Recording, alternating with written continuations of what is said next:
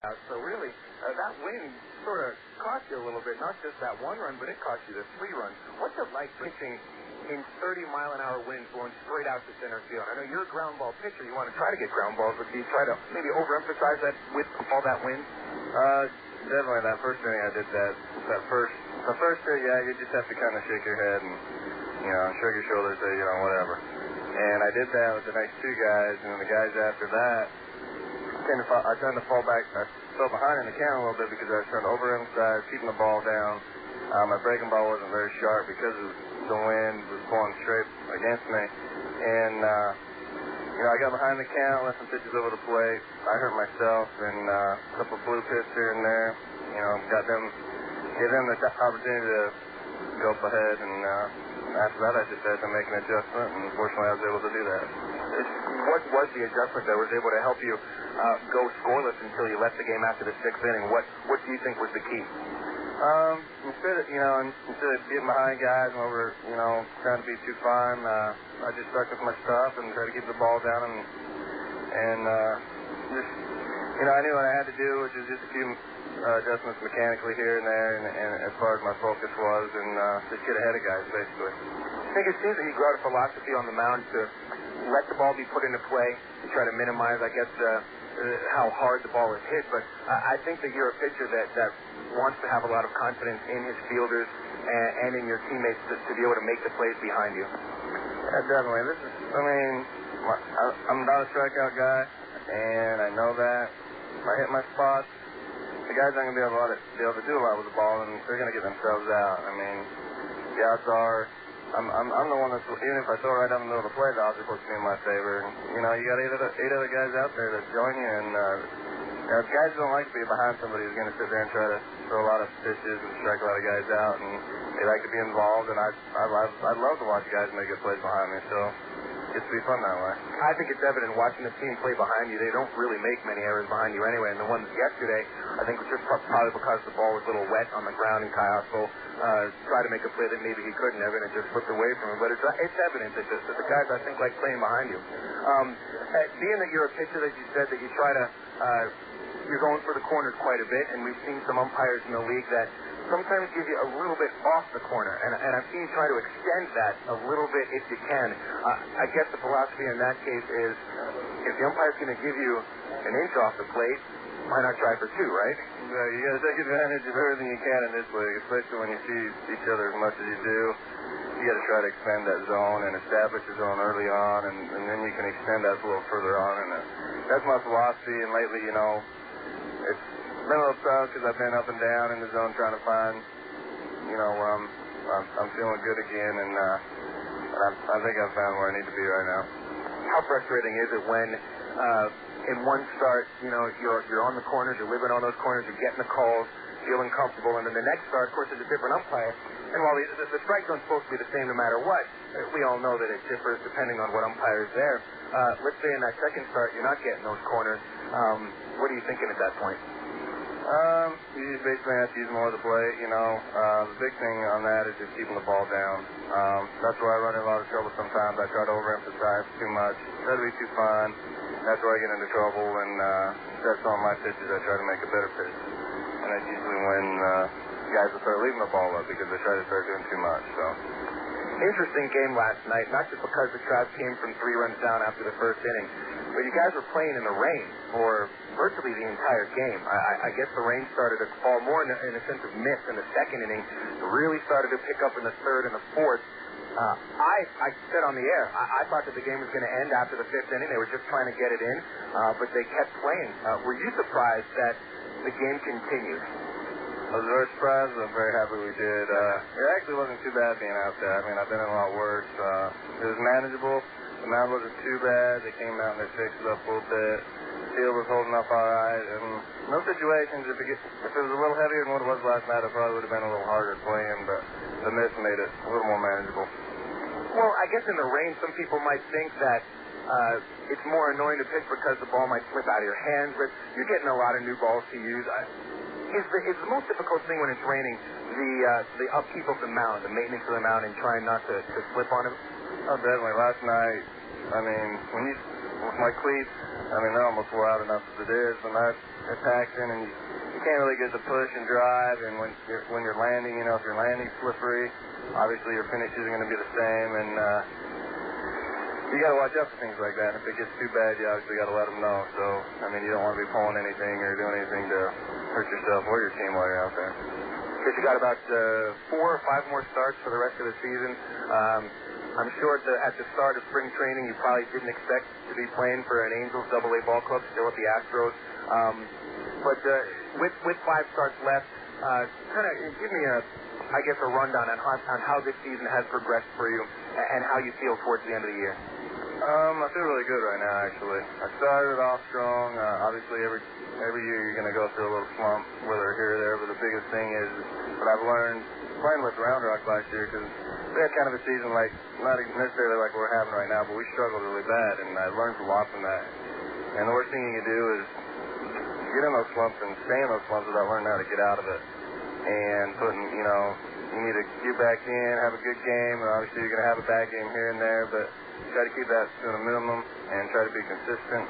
And I think I've gotten past that. I have a couple bad games and a couple average starts where, you got to take that and you got to use those average starts and use those as a stepping stone to climb back and, have 4 or 5 good consecutive starts before your next average or bad game. And that's my plan for the last half of the season. I just got to finish strong, and obviously it's always better to finish strong than to keep worrying about what happened in the past. So, well, Nick will be making his next start game through the series in Midland. Nick Roberts, thank you very much for your time. Thank you. Appreciate it. We'll be right back after this and run down all the starting lineups for tonight's game in El Paso on the ticket, Total Sports 1380.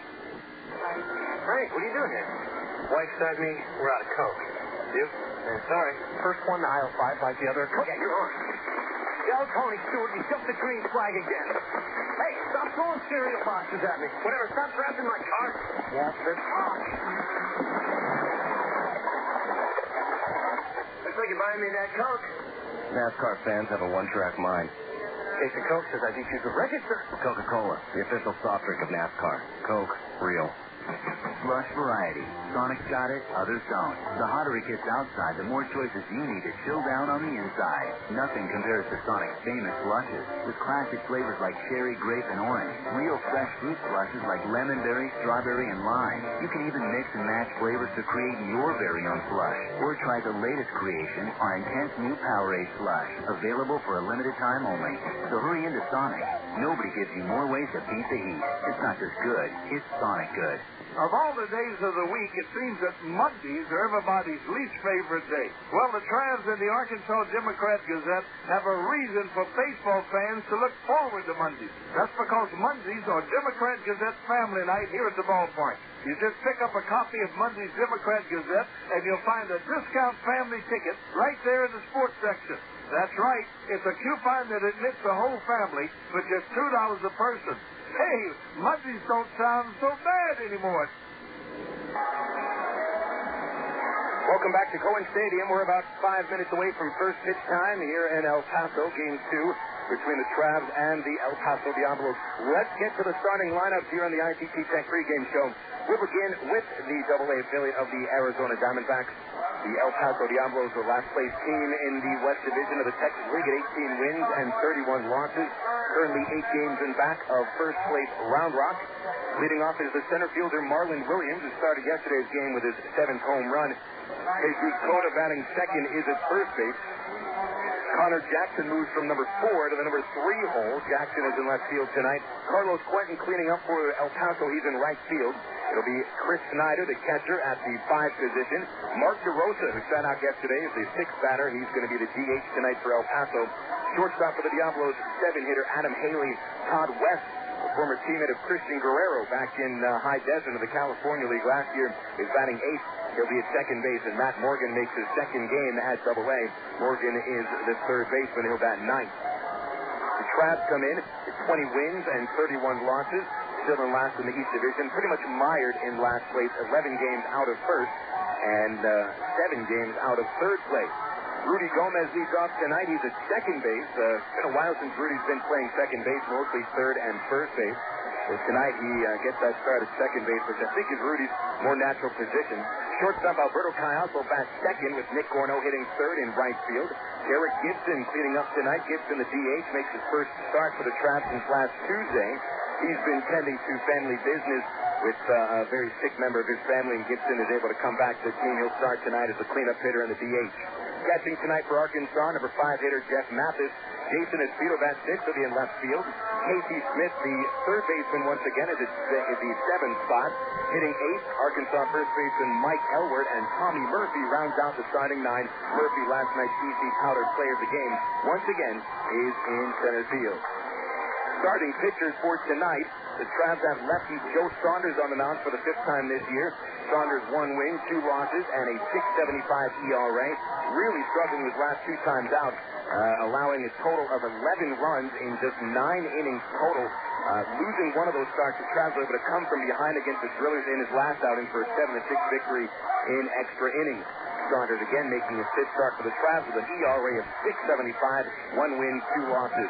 Beltran Perez starts tonight for El Paso. Perez has spent most of the season in the bullpen. In fact, of his 33 appearances, 29 have been as a reliever. But it'll be a start tonight for Perez. 2 wins, 3 losses, 3 saves, and a 376 earned run average. Perez is a right-hander at 23 years old out of Dominican Republic.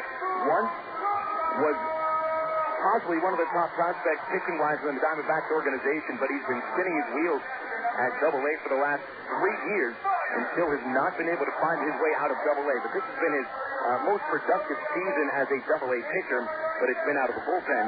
He has not had very much success as a starting pitcher throughout his career. We'll see what happens to Perez tonight against the Arkansas Travelers. Those are your starting lineups. The Diablos have just taken their positions. We're about 3 minutes away from first pitch, so we'll take our final break on the pregame show. We also return with the first pitch, Game 2 between Arkansas and El Paso. Right after this on the ticket, total $13.80. Ameripride Services is the linen and apparel company to get your team into a professional uniform program. Ameripride features a wide range of high-quality custom programs for the manufacturing industry, hospitality and food service, medical or dental uniforms, and professional and executive wear. Call 664-5575 to schedule a presentation with an Ameripride consultant, also specializing in the finest quality table linens, rental mat, and restroom services. Call 664-5575 for Ameripride. Ameripride, the official garment supplier of the Arkansas Travelers. He joined the Air Force in 1964 and served in Vietnam. He commanded forces in the far corners of the globe. Rising through the ranks, he served as a 3-star general at the Pentagon. You'd think 30 years of distinguished service would be plenty. But if you're Norman G. Leasy, Lieutenant General, retired United States Air Force, that's just the beginning. Today, he's pursuing a new career as Walmart's Vice President of National Government Relations. Norm's journey took him near and far, through Asia, Scandinavia, Europe, the Middle East, and Webster University, where he earned a master's degree that served him well in his career. I'm Bob Cowsey, member of the board of Webster University. All Webster campuses around the world share the same belief. Education is more than just a degree. It's real knowledge, for real-world success. For more information on graduate degrees from Webster University in Little Rock, visit them on the web at webster.edu or call them 800-828-2598. You're listening to Arkansas Travelers Baseball on the ticket. Total Sports 1380. KDXE, North Little.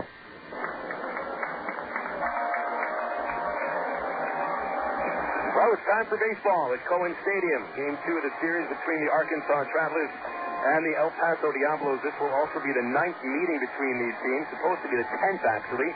But the final game between these teams in the first half back in Little Rock in early May was rained out, never made up. And so with last night's Arkansas win, the Travs have now split the first 8 games with the Diablos 4 wins apiece. However, the Travs have had a lot of success here at Cohen Stadium. This will be the 6th game the Travs play out here in El Paso. The Travs are 4-1 in their first 5 games here at this ballpark that was built in 1990. Fine facility. A big ballpark, a lot of room in the gaps, especially out towards right and left center field, out in center field as well. 410 feet dead center field, 340 down the lines, and in the gaps, although they're not posted on the wall in the outfield, you could pretty much be positive it's no less than 380 feet into either power alley, and that fence in the outfield measures about 20 feet tall, so it's got to be a pretty good poke to get the ball out of El Paso's Cohen Stadium. You're doing a lot of triples, a lot of doubles at this ballpark. And there's just a soft breeze blowing out to center field tonight. In fact, by the time the game's starting, it's going to be about 79 degrees. It is mostly comfortable tonight. There is a chance of rain. We do have some gray clouds coming overhead right now, but nowhere near the threat of rain that we had yesterday, where it was almost a given that it was going to rain. We just didn't expect to be playing in the rain for about 2.5 hours. But there are a couple storm systems coming in from the west, and about a 40% chance of showers during the game tonight, but nothing right now. Rudy Gomez steps into the batter's box against Beltran Perez. It'll be Rudy followed by Alberto Callaspo and Nick Gorneault in the first inning. And Perez, a right-hander from the Dominican Republic, is set for action. Here's the windup in the first pitch of the game. It's a slider. It's on the outside corner for a called strike. First pitch at 7:03 here in El Paso. The Air Force in That game time temperature is at 78 degrees. Mostly cloudy skies. Perez back to action with the 0-1. It's a slider, a half-swing grounder to the hole at second base. Todd West ranges into that gap, picks it up, and throws Gomez out. And there's one gone.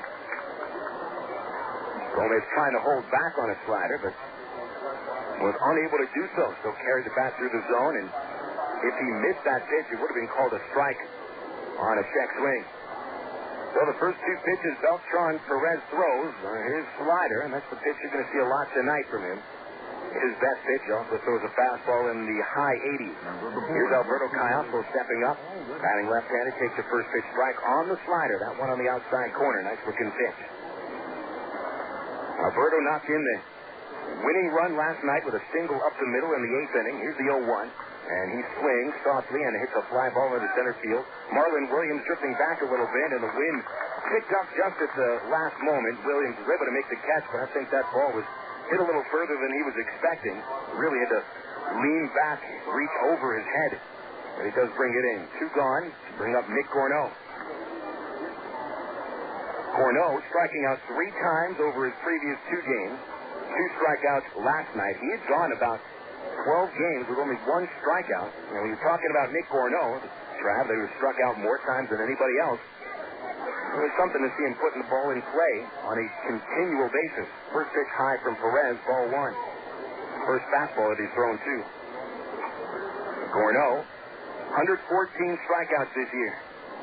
Right-handed batter steps in there, the 1-0 pitch, a slider on the outside corner for a strike called, 1-1. Seems that when Gorneault strikes out, he's chasing pitches high out of the strike zone, mostly fastballs. Perez's fastball doesn't have all that much light. Here's a fastball inside. It's 2-1 Nick. Gorneault's average at 283, a team leading 16 homers, 72 runs batted in. 0 for 4 last night, though it did knock a run home. On a throwing error by the third baseman, Matt Morgan, that helped the Traps tie the game in the 6th inning. Here's a slider, swung on and missed by Gorneault. That pitch diving just underneath his back. Very late action on the slider from Beltran Perez. The pitch that propelled him to a 12-4 record at Single A South Bend in 2001.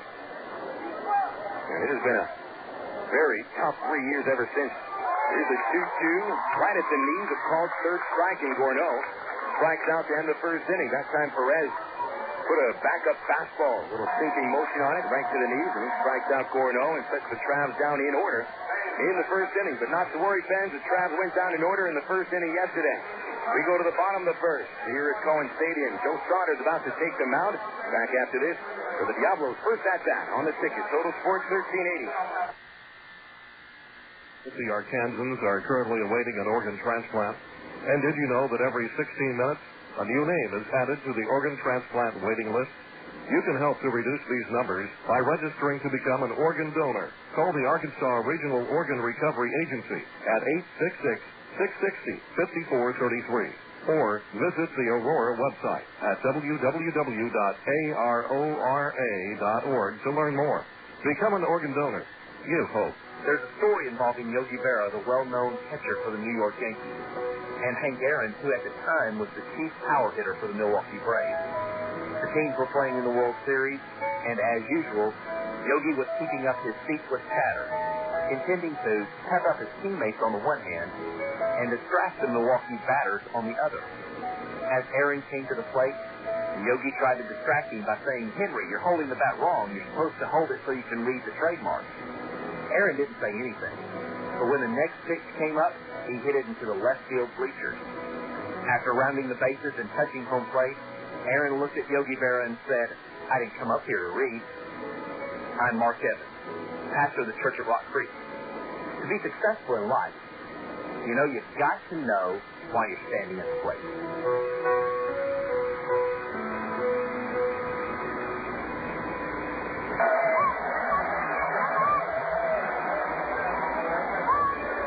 Joe Saunders ready for his first pitch tonight here in El Paso.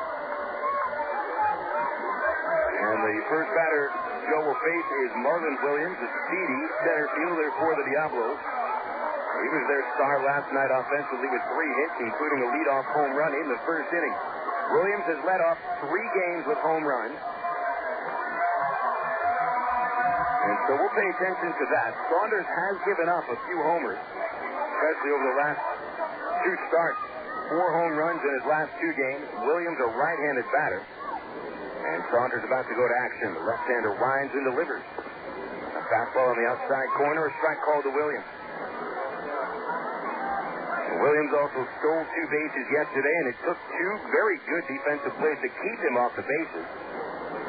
Good play by Nick Roberts on a bunt. It kept him off base in the second. Williams fouls a pitch back. Now it's 0-2.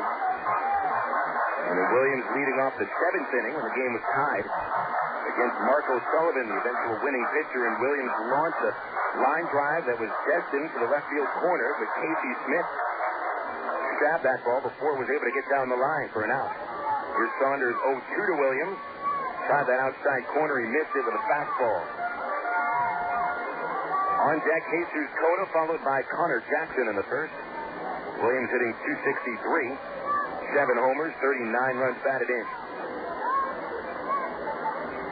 The 1-2 from Joe.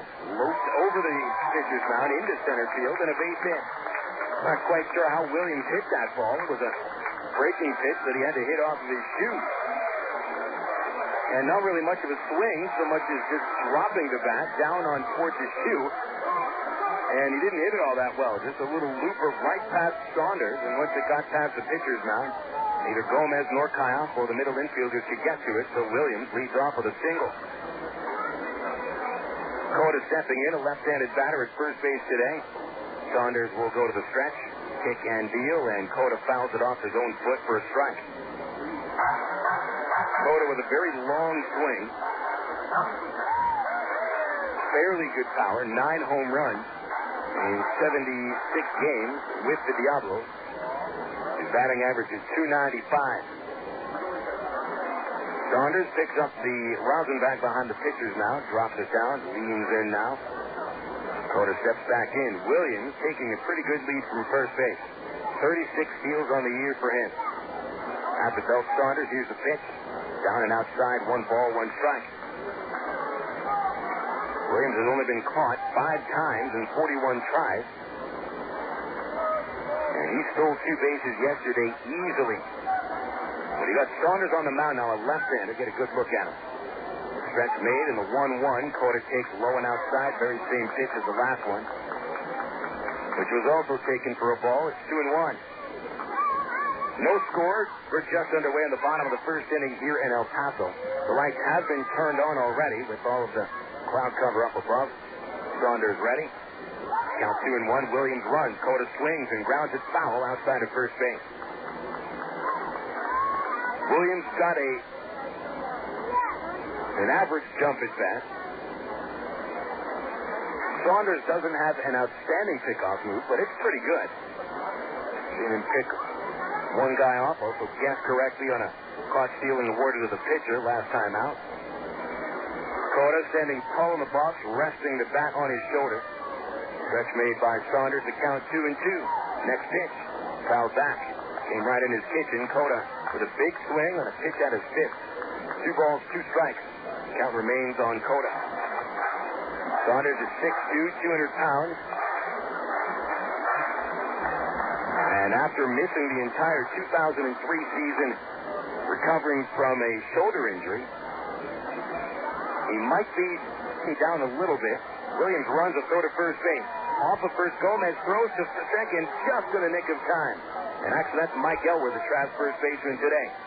Williams still got a good break, even with Saunders throwing to first base. And Elwer very calmly stepped inside the second base line, popped the ball in his glove, then threw to second base. Didn't seem like any sense of urgency, but hey, got the out. Clock stealing goes 1-3-6, and only the sixth time this season that Williams has been clock stealing. Now a 3-2 pitch popped out of play. Actually, that's a 2-2 pitch popped out of play. Got to remember, the scoreboard here at Cohen Stadium is rarely correct on the count. One out now, the base of the team. Saunders deals. And the slider loops over shortstop to center. Coming in is Murphy. Making the catch, he's got it. There's 2 out. Nice grab by Murphy. Brings up Conor Jackson with the bases empty.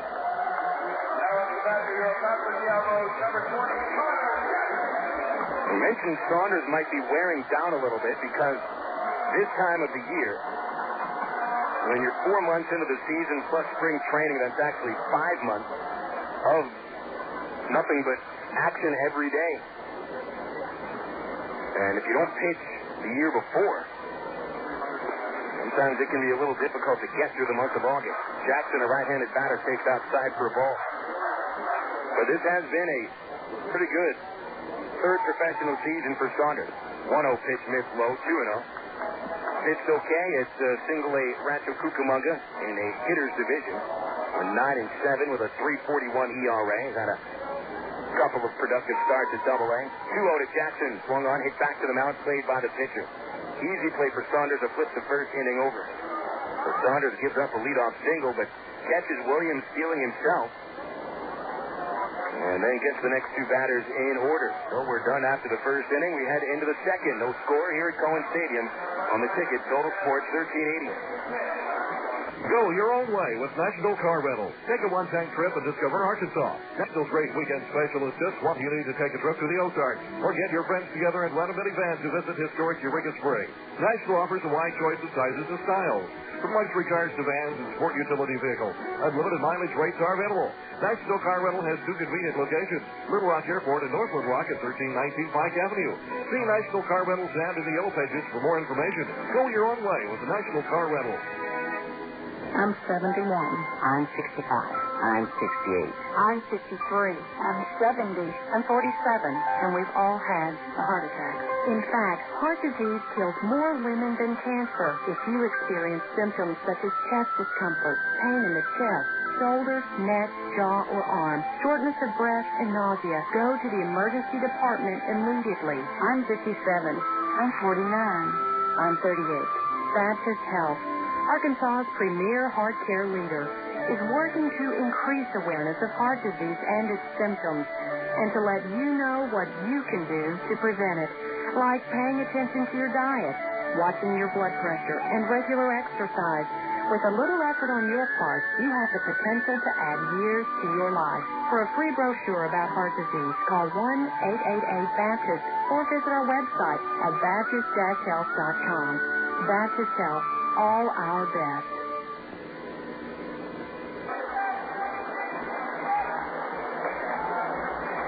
Game 2 of an 8-game road trip. Travs here in El Paso until Thursday night, then starting off the series in Midland Friday. We'll be back in Little Rock next Wednesday for the final 8-game homestand of the 2004 season with El Paso and Midland in town. Top of the second inning now here at Cohen Stadium, and the Travs have designated hitter Derek Gibson getting his first at-bat in a week. Gibson played on Tuesday night, going 0 for 4, striking out 3 times, and then missed 1 game. He swings at the first pitch from Beltran Perez, pops it out of play behind the plate for a strike. Gibson then left the team to rejoin his family. Tending to some family business, and now back with the team. Big right-handed batter in a slump now. The 0-1 pitch outside on the slider from Perez. 1-1. Some of those family matters might have been weighing down on Derek's ability to hit. 1 for 20 over his last 5 games before leaving the team. 1-1. And Derek pops up a slider right on the infield. Right side of the pitcher's mound. Hustling over from first base is Cota. Takes one step on the mound, makes the catch, and Gibson is out number 1. For Derek, 1 for his last 21. Number 5 hitter Jeff Mathis comes up next. It's good to see Derek back with the team. He's been a steadying influence on the ball club ever since he joined up at the second half of the season. The veteran has been around quite a bit. Although soft-spoken, I think he's well respected by his teammates. Mathis will take the first pitch, a slider at the knees. Perez getting a lot of called strikes on that slide piece right now. It'll be a little bit difficult to pick it up the first time through the order. We'll see how the Travs react going through the order the second time. 0-1 to Jeff, a fastball called strike 2. Again at the knees. Perez keeping his pitches low, and he has to.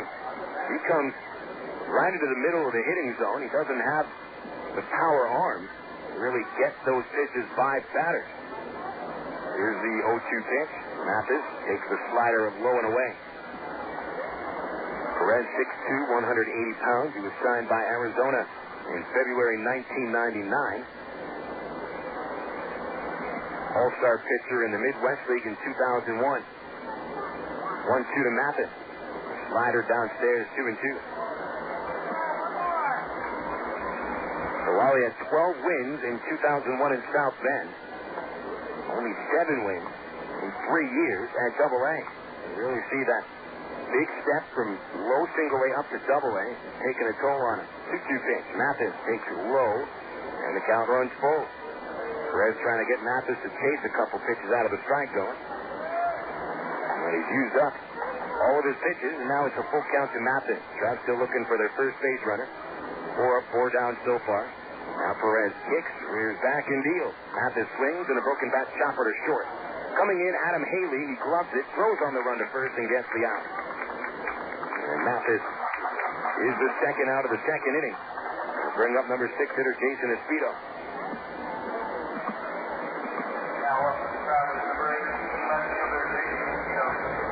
Espino 1 for 4 last night, struck out twice.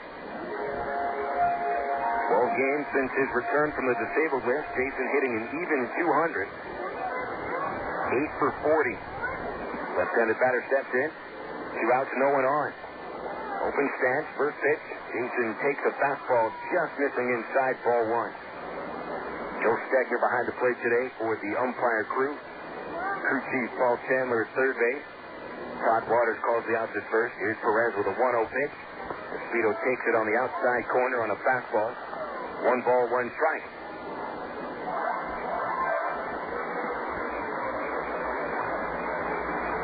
Soft breeze blown out to center field.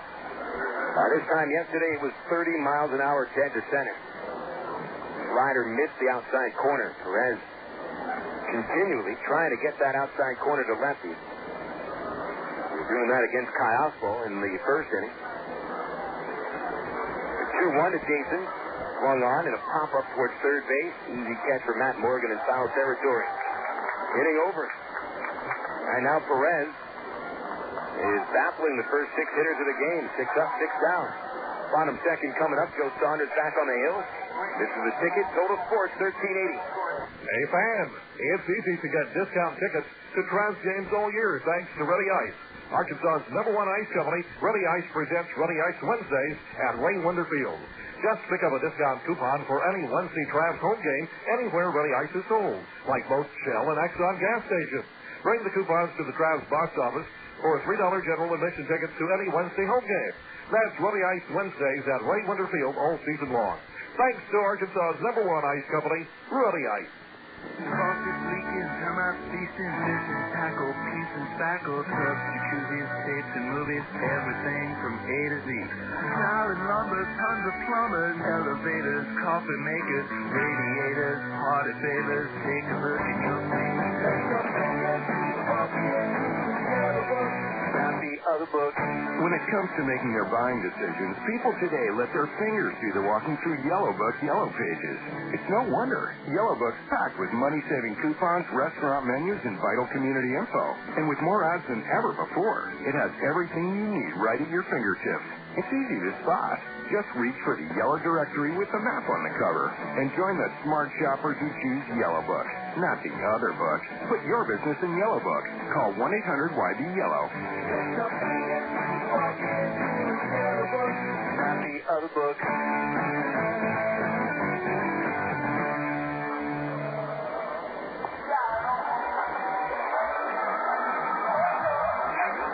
Bottom two here at Cohen Stadium. No score. Travs and the El Paso Diablos.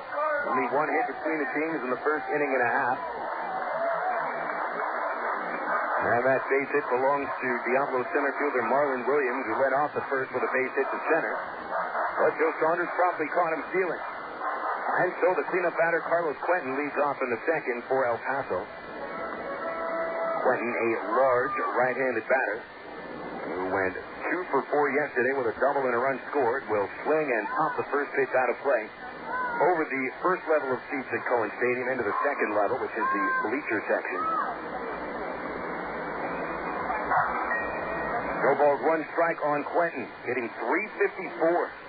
Second best of the Diablos in his 47 games. Pitch down and inside on the slider. It's 1-1.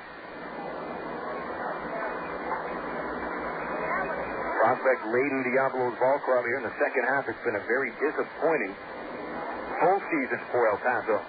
1-1 pitch is outside, and it's 2-1.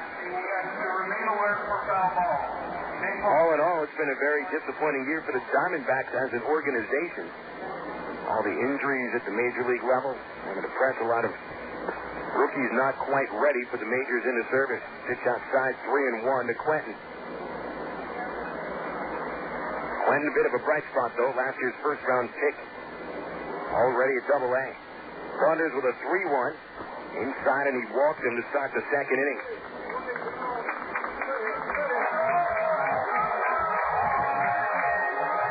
Walk number 6 for Saunders. And he missed with the last 4 pitches after Quentin fouled the first one off. Now Chris Snyder will step in. Only Snyder and Williams are the last 2 remaining Diablos from the opening day roster, at least of the starting 9 that they put up today. Snyder, a right-handed batting catcher, takes a strike on the inside corner. Snyder possibly one of the top-hitting catchers in the Texas League. You put him and Mathis next to each other. Snyder's average is 50 points higher, though. 300 average, 15 homers, 57 RBI. Pitch outside to him. It's 1-1. No score, bottom 2. Quentin, the leadoff man on base, taking a short lead. Mike Elwood plays in front of him. Catch made by Saunders to the belt. Here's the 1-1. Outside, 2-1. Low 90s fastball when he's at his peak. Saunders also throws an outstanding changeup. Good breaking stuff.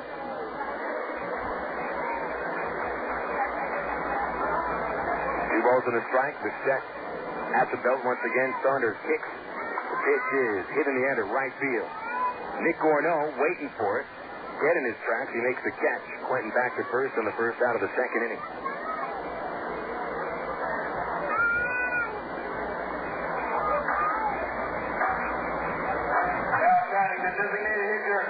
Brings up DH Mark DeRosa.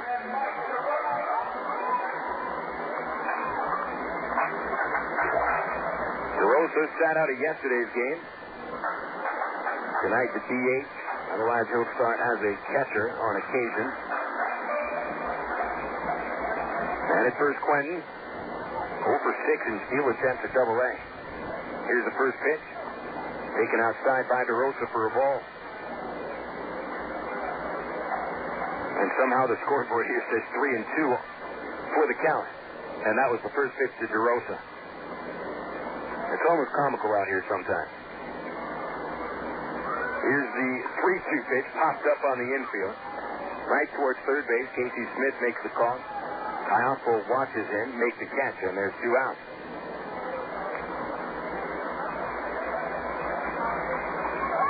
Here to bring up Adam Haley. It hasn't been the first 3 innings that have been the problem for Joe Saunders over his 2-game struggle. It's when he goes through the order the second time. And once he gets into the 4th and 5th innings, starts to elevate his pitches. Haley takes a strike at the knee. He's a left-handed batter who was 1 for 4 yesterday. Haley knocked in the last El Paso run in the first with a double. Later in the game, he bounced into a couple of double plays. Stretch in the 0-1, Haley takes it high. A little bit of rain has started to fall here in El Paso. Nothing more than just a little bit of spittle coming down. Not enough to even call it a drizzle, but still some people popping up some umbrellas and their windbreakers. There's a strike on the outside corner. Nice slider from Saunders. 1 and 2. 2 outs. Man at first is Carlos Quentin.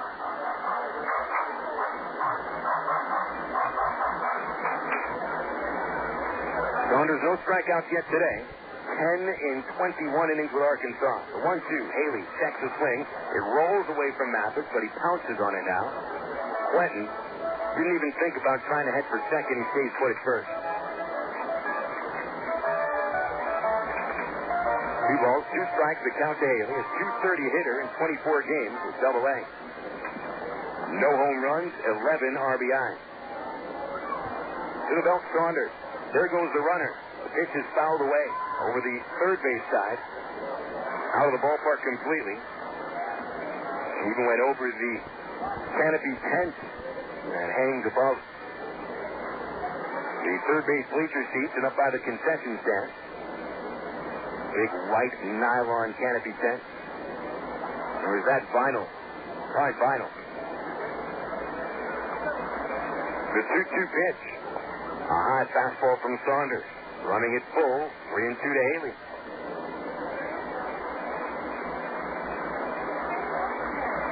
Yeah, still a little bit of drizzle coming down. Remember, the Travs and Diablos played in the rain yesterday for 8 innings. Now the stretch in the 3-2. Fastball inside, and Saunders walks his check into the inning.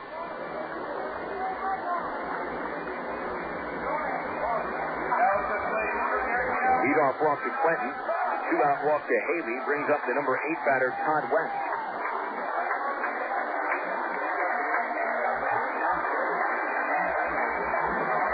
West hitting right-handed was 0 for 4 last night.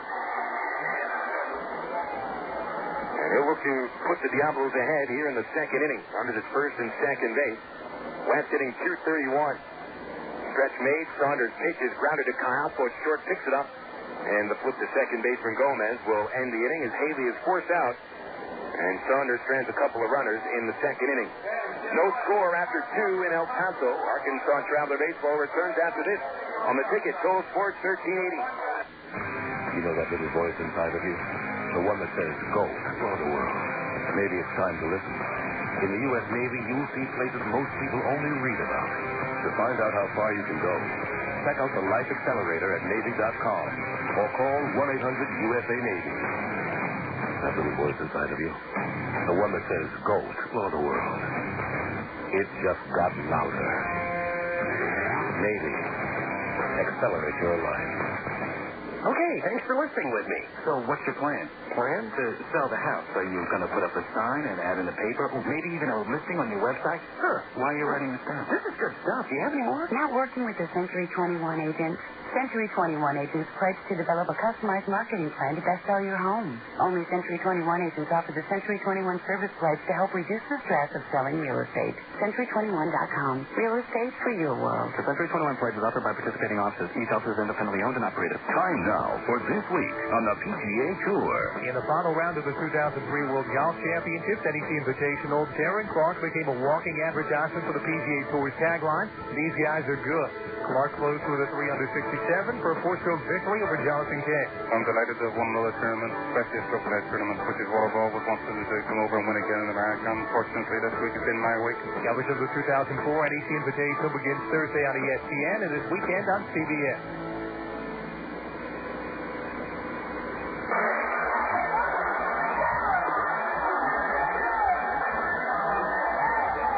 couple of uneventful innings to start tonight's game in El Paso.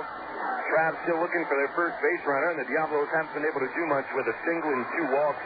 As Joe Saunders has caught a runner stealing and left 2 men on base in the second.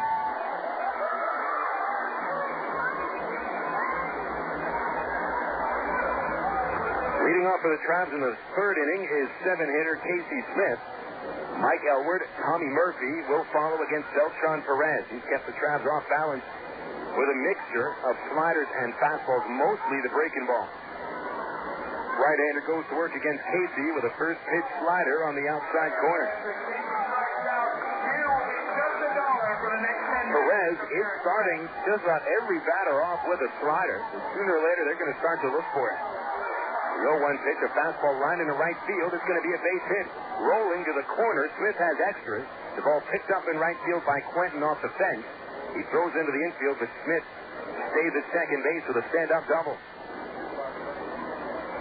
So Casey doubles for the second consecutive game. Went 1 for 4 with a 2-base hit last night and scored a run. And that's the first base hit of the game for the Travs. And Casey was looking for a fastball, and Perez was unable to keep it down in the strike zone. It's one of the other reasons he was effective in the first 2 innings is when he threw his fastball. He put some backup motion on it, kept it low, but that pitch to Smith was a high fastball.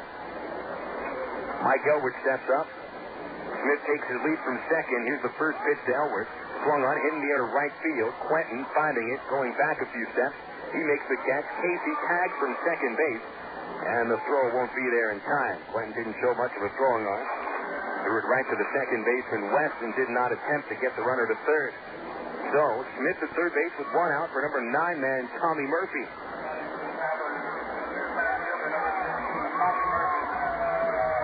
Murphy, last night's Travs star of the game, going 3 for 3. One of his better games of recent memory, but he's been playing very well at the plate in the last 7. Hits in 6 of his last 7 games. Murphy batting .393 over that stretch. He'll step into the batter's box left-handed. 1 out, a runner at third base. No score. Perez sets and delivers. Murphy swings and grounds it outside first for a foul ball.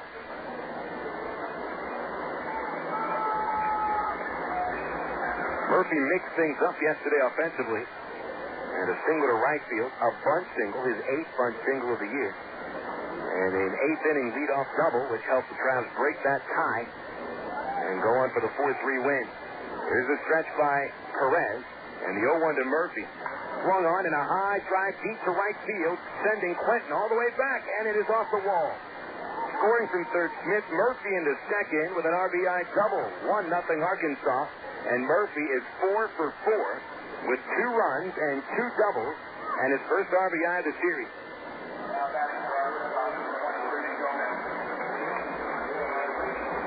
Three hits yesterday and a double today to start. Murphy is fiery high. A couple of doubles in this inning.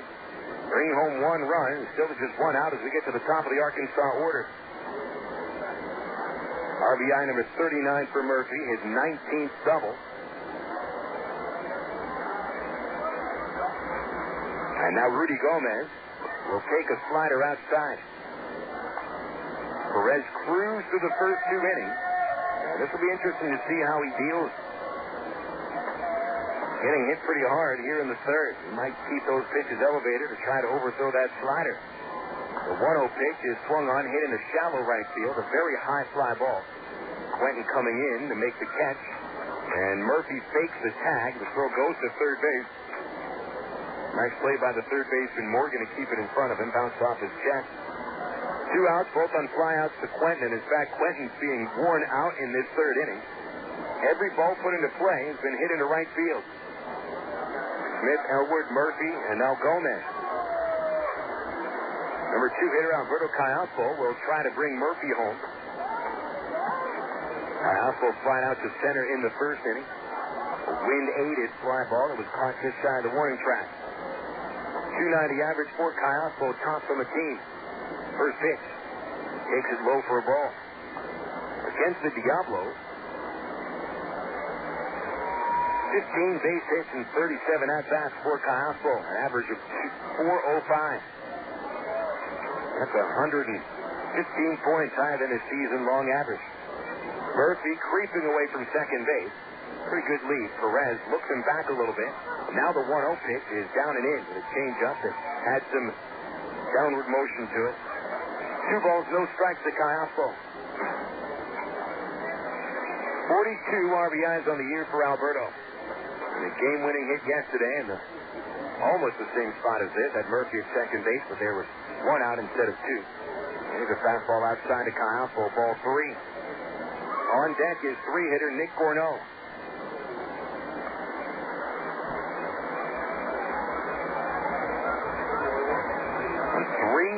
On 3-0, he might just decide to walk Callaspo. Throws a slider at the knees for a strike call. And so it counts 3-1. If you go to that slider on 3-0, what's to say he doesn't try it again?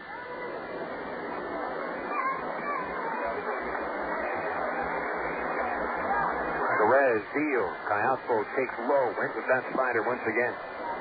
For the first walk of the game for Beltran Perez, the third man to reach base in the inning for the Travs. Travel right fielder Nick Gorneault comes up. 39th walk of the year for Perez in 81 innings. With 2 hits this inning, 76 on the year. 64 strikeouts. The league batting .249 against Perez. Gorneault was called out on strikes in the first. He's got 2 on, 2 outs. And the first pitch comes. Set foul on the line shot outside first base. Just past the Arkansas dugout to the first base seats. It bounced off of the foul fence. And into right field where Carlos Quentin picks it up and throws it over the Travs bullpen into the Bunker Hill area, or as we've known it for the last 4 years on the Travs broadcast, a grassy knoll. 0-1 to Gorneault. 72 RBIs on the year for Nick. The 0-1. High fastball, a throw to first base by Snyder, almost threw it away. Not sure if Cohen was ready for that one. He hustled over and made sure the ball didn't get into right field. 1 ball, 1 strike to Gorneault. Gorneault, 72 runs batted in. Ties in with Shin-Soo Choo of San Antonio for 5th in the league. A 1-1 pitch, low and inside, ball 2.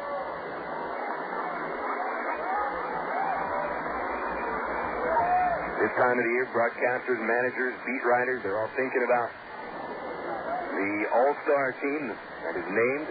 Top players at each position. Gorneault has a fighting chance to be named one of the top outfielders in the league this year. 2-1 pitch, swing and a miss on the slider, strike 2. It's a given that you're going to see Willie Taveras named as one of the 3 outfielders in the postseason all-star squad. It's almost anyone's guess after that. 2-2 pitch to Gorneault. Swung on top out of play. Perez came right inside on Gorneault with a hard fastball. Still 2-2.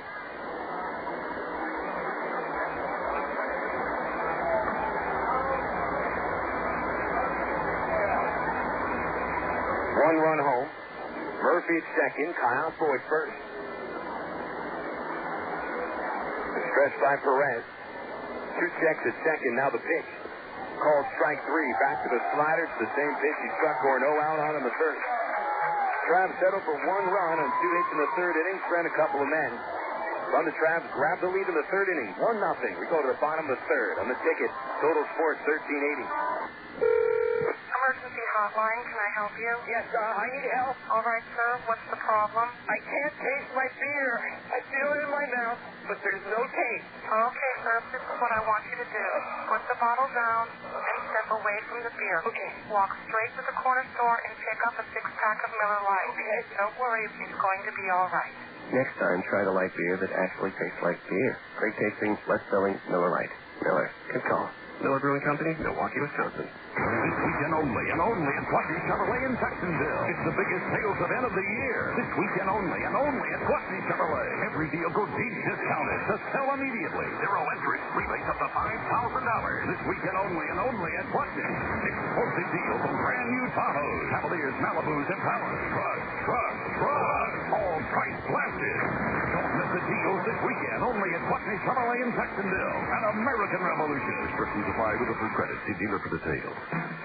The Crabs and Del Monte have stepped up to the plate to offer you a great seating alternative this season at Ray Winder Field. It's the Del Monte Harvest Foods Family Section. This special no smoking, no alcohol area has been set aside to make your family's ballpark experience even more enjoyable. So when you buy your Crabs ticket, ask for the Del Monte Harvest Foods Family Section.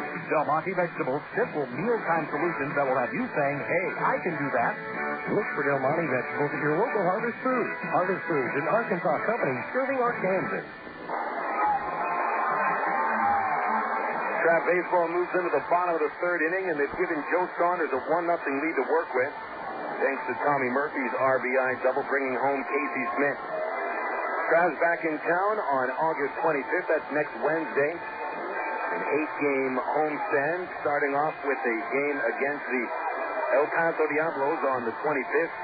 Thursday, August 26th, a brand new baseball card set featuring Dallas McPherson, Casey Kochman, Irvin Santana, and Jeff Mathis, all in their Arkansas Trav uniforms.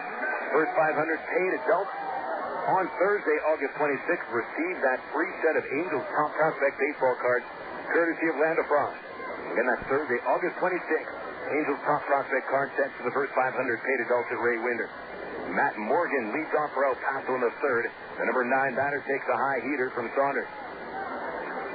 Number 9, number 1, and 2 in the third inning for the Diablos.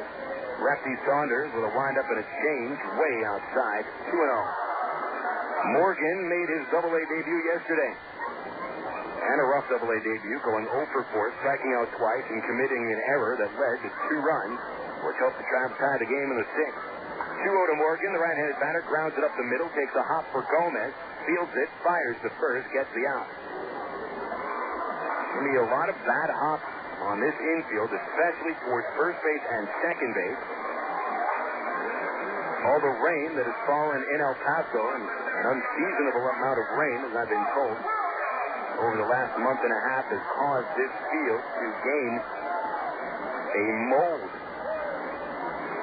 Keeping the tarp on it a little bit too long, that's a great time and an area for mold to develop on the field. It's made this field sick. A lot of patches of dirt on the infield grass.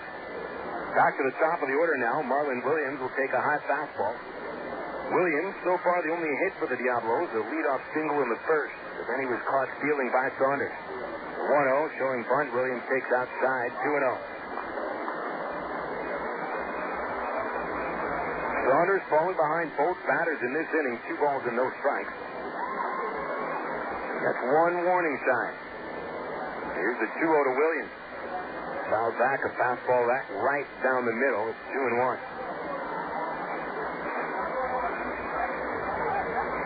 Williams, whose first name is Marlon, goes by the nickname Smoke, something that both he and Tramps manager's son, Aaron Boykin, share in common. 2-1 pitch. Down and into Williams. Ball 3. Thing is, Marlon Williams, he's 23 years old. He got that nickname Smoke, probably because of his speed. 3-1 pitch. Marlon takes it right on the outside corner. That fastball is 3-2. Aaron Boykin, he's only 10 years old. He got that nickname Smoke from his father back when he was a little baby. Payoff pitch to Williams. Swung on, grounded to Callaspo. Short takes that hop right up into his breadbasket. He fires to Elwood for out number 2. 2 hops on that infield right before it gets to the lip of the grass. And both bad hops, they haven't been bad hops. They've been nice hops right up to the breadbasket of both Gomez and Callaspo.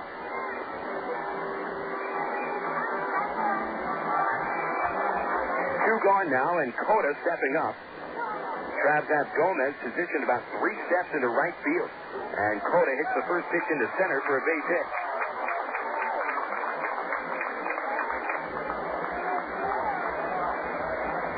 First hit of the series for Kona, a 2-out single, straight back up the middle. He's now 1 for 6. Now Conor Jackson will step in for El Paso. 1-0 Travs, bottom 3.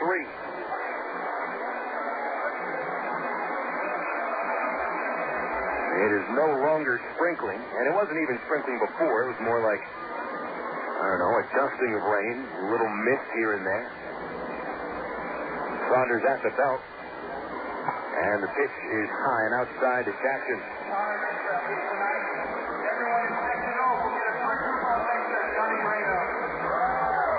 Jackson, a first-round pick out of Cal Berkeley, was selected 19th overall in 2003. Right-handed batter with a nervous-looking stance. This pitch grounded on the right side. Gomez fields it lunging to his right. The throw to first base in time, and Conor out is gone. And in the third inning, the Diablos get their second base hit, but they strand a runner on base. After 3 innings here at El Paso, Travs in front 1-0. We'll be back for the fourth after this on the ticket. Total Sports 1380. Pig and Chick has always given you and your family the best choices in great food. Many of you are now watching those carbs, and although the Pig and Chick menu has always offered great low-carb items, there's now a special low-carb menu featuring items with the same great taste Pig and Chick is famous for. Of course, you'll still find those great Pig and Chick ribs, barbecue sandwiches, catfish, gourmet sandwiches, chicken, steaks, and more. Bring the whole family for a relaxing dinner. In a hurry, get it to go. Pig and Chick, 7824 Highway 107 in Sherwood. Open 10:30 a.m. till 9 p.m. Monday through Saturday. Hit a home run with your family tonight. Whether you're planning a meal before the game or snacks for the game, remember to include milk, cheese, and yogurt in the game plan. 3 servings a day of dairy is the right amount to help keep your body healthy. It's easy. Just look for the 3-a-day logo on your favorite calcium-rich dairy foods at your local retailer. For more information, including recipes and coupons, visit www.3aday.org. Have you had your 3-a-day today? The power of tea. Stone Lakes Golf Course is one of Central Arkansas's hidden sports gems. Located just 1 mile off I-440 on Faulkner Lake Road, Stone Lake features a unique lake-style course and some of the most reasonable green fees around, complete with driving range plus chipping and putting greens and a full-range snack bar. Stone Lakes has everything a good duffer needs. Check out a hole-by-hole description on stonelakes.net or call 945-0945 for Stone Lakes.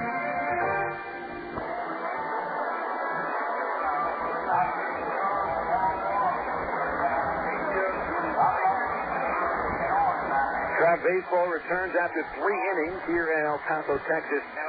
Travs up on the Diablos by a 1-0 score. Top of the fourth, and Arkansas designated hitter Derek Gibson leads off against Beltran Perez. Gibson popped out in the second inning in his first at-bat in a week. A slider taken for a strike. Back to that slider, Beltran Perez on the first pitch. Again, sooner or later, they're going to start looking for it. It looks like right now the Travs are trying to hit some fastballs, but there's a slider fouled off the right side by Gibson. No balls, 2 strikes.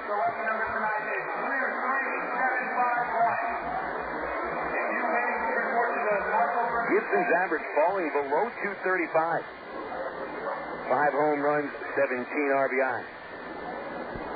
Perez kicks. Here's the 0-2. Fouls back. Came with a fastball. And a high one at that to Gibson. Fouled it straight back to the screen.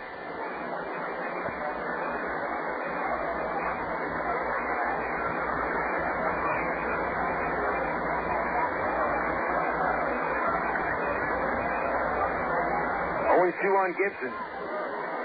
Perez looking for his third strikeout. The pitch almost hit him. The fastball thrown right at his head, and it looked like it did hit Gibson. It got him right on his back. Skipped off his back and went straight to the screen. And so Gibson reaches base, hit by a pitch. Didn't hit him flush. Just sort of grazed his back right on the uniform. So leadoff man reaches for the second straight inning.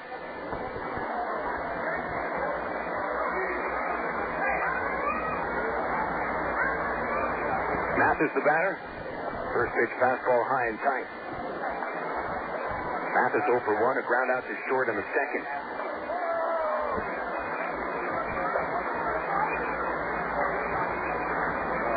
Gibson a short lead, held on by Cota. The stretch in the 1-0 pitch. Mathis takes ball 2, same spot, high and inside.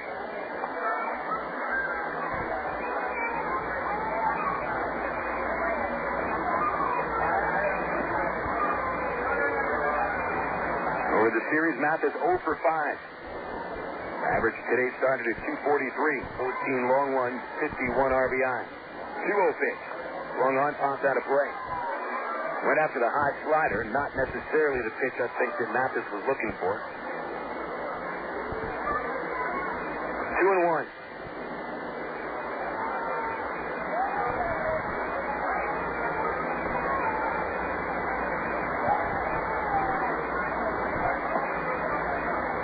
Now the 2-1 pitch. Missed inside again, 3-1. Looks like Perez really trying to bust Mathis inside. Problem is he's missed with 3 pitches. And if Jeff didn't swing at a 2-0, he'd probably be on first base.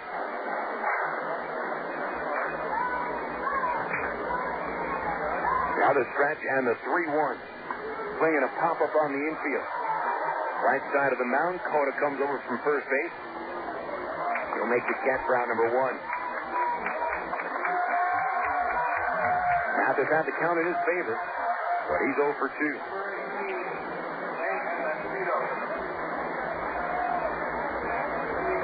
Here comes Jason Espedo.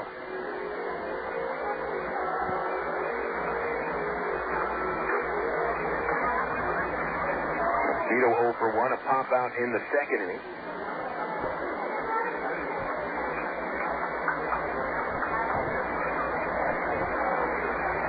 First pitch, a big swing and a miss.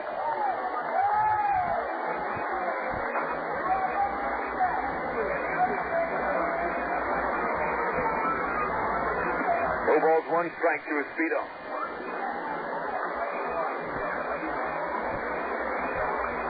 .252 average for Jason. 8 homers, 40 RBIs, a pitch low, 1-1.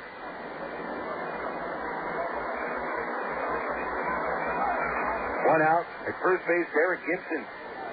Top of the 4th, 1-0 Arkansas. High sent by Perez, the 1-1 outside. Came with a changeup. 2-1.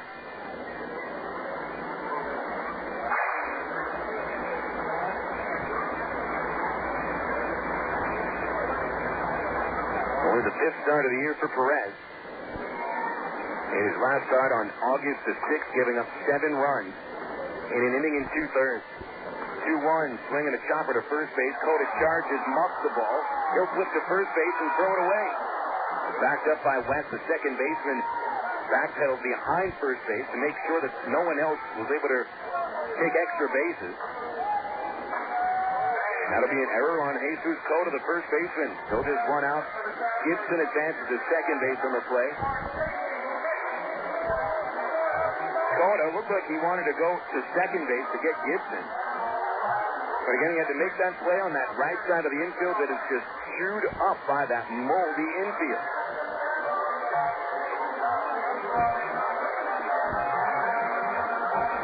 Kicked off towards the pitcher's mound, and Perez covered first base, still couldn't get there.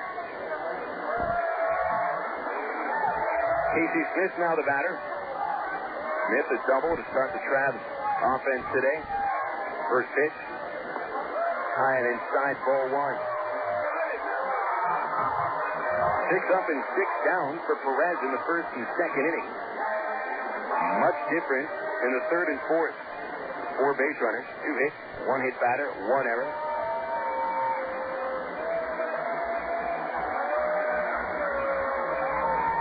One and 0 to Casey Smith. The stretch, the pitch. Fastball, strike called. Outside corner, 1-1.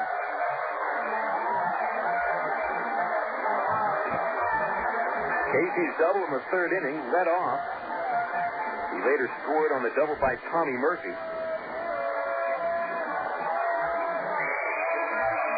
Perez set. The 1-1. Casey swings and a line drive over first. Right field corner, base hit. And here comes Gibson to score. Espedo to third base. Boykin waves him around. Here comes the throw to the plate. Jason tries to jump over the catcher, and he is out at home. throw from Todd West, the second baseman, was at least 5 feet in front of the Speedo. Jason saw the catcher Snyder go down to try to block a tag, so he jumped over him. He jumped past the plate and then tried to dive back and hit it with his right hand, but Snyder tagged him out anyway. It was a pretty amazing-looking play. Gibson scored from second base, and the Travs got a 2-0 lead. On the double for Casey Smith, his second of the game, he goes to third base on the throw. So Smith is 2 for 2, a couple of doubles, an RBI and a run scored. 2 outs. Mike Elwer, the batter, he takes a slider for a strike.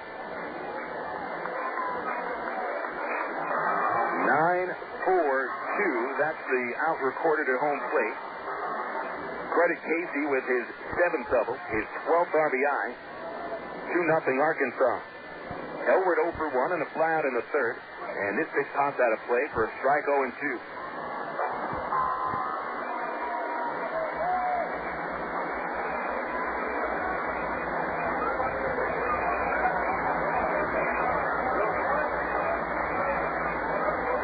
Elward hitting .262. 6 home runs, 56 runs batted in. He's behind 0-2. Next pitch. Outside, ball 1.